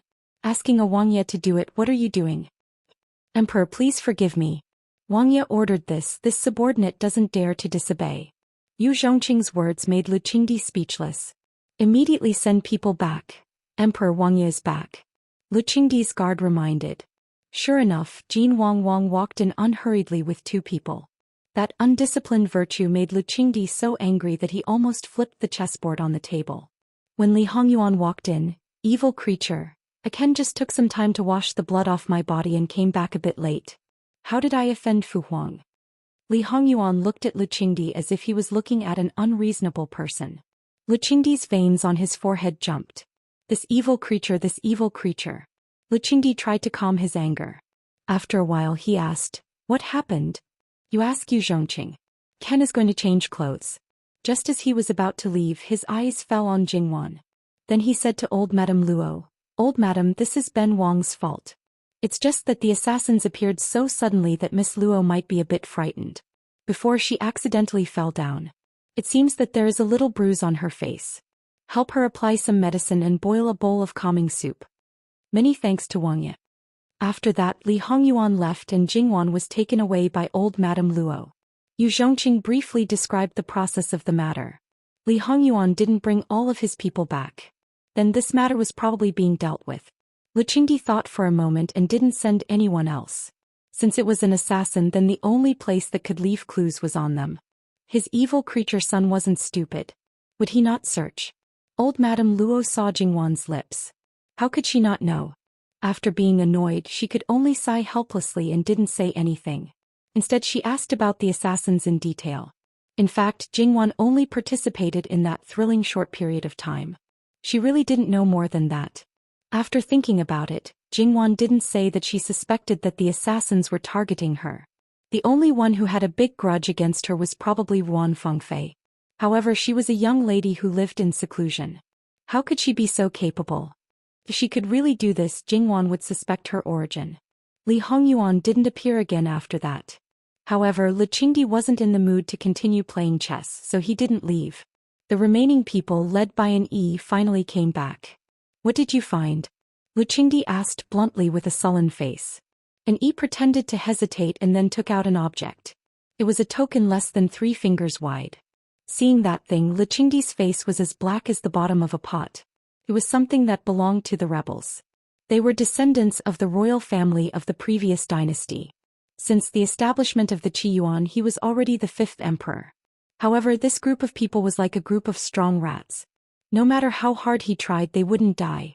Every once in a while they would jump out. What they liked to do most was to assassinate the royal family members. As long as they were related to the royal family, they would seize the opportunity to take a bite or two. However, this group of people hadn't appeared for many years. How could Lu Qingdi not be angry when they appeared again? However, this group of people was too cunning. No matter what he wanted to investigate now, he wouldn't get any results. Lu Qingdi left in a huff. Then the Luo family finally quieted down. This matter was suppressed by Lu Qingdi so as not to make people panic.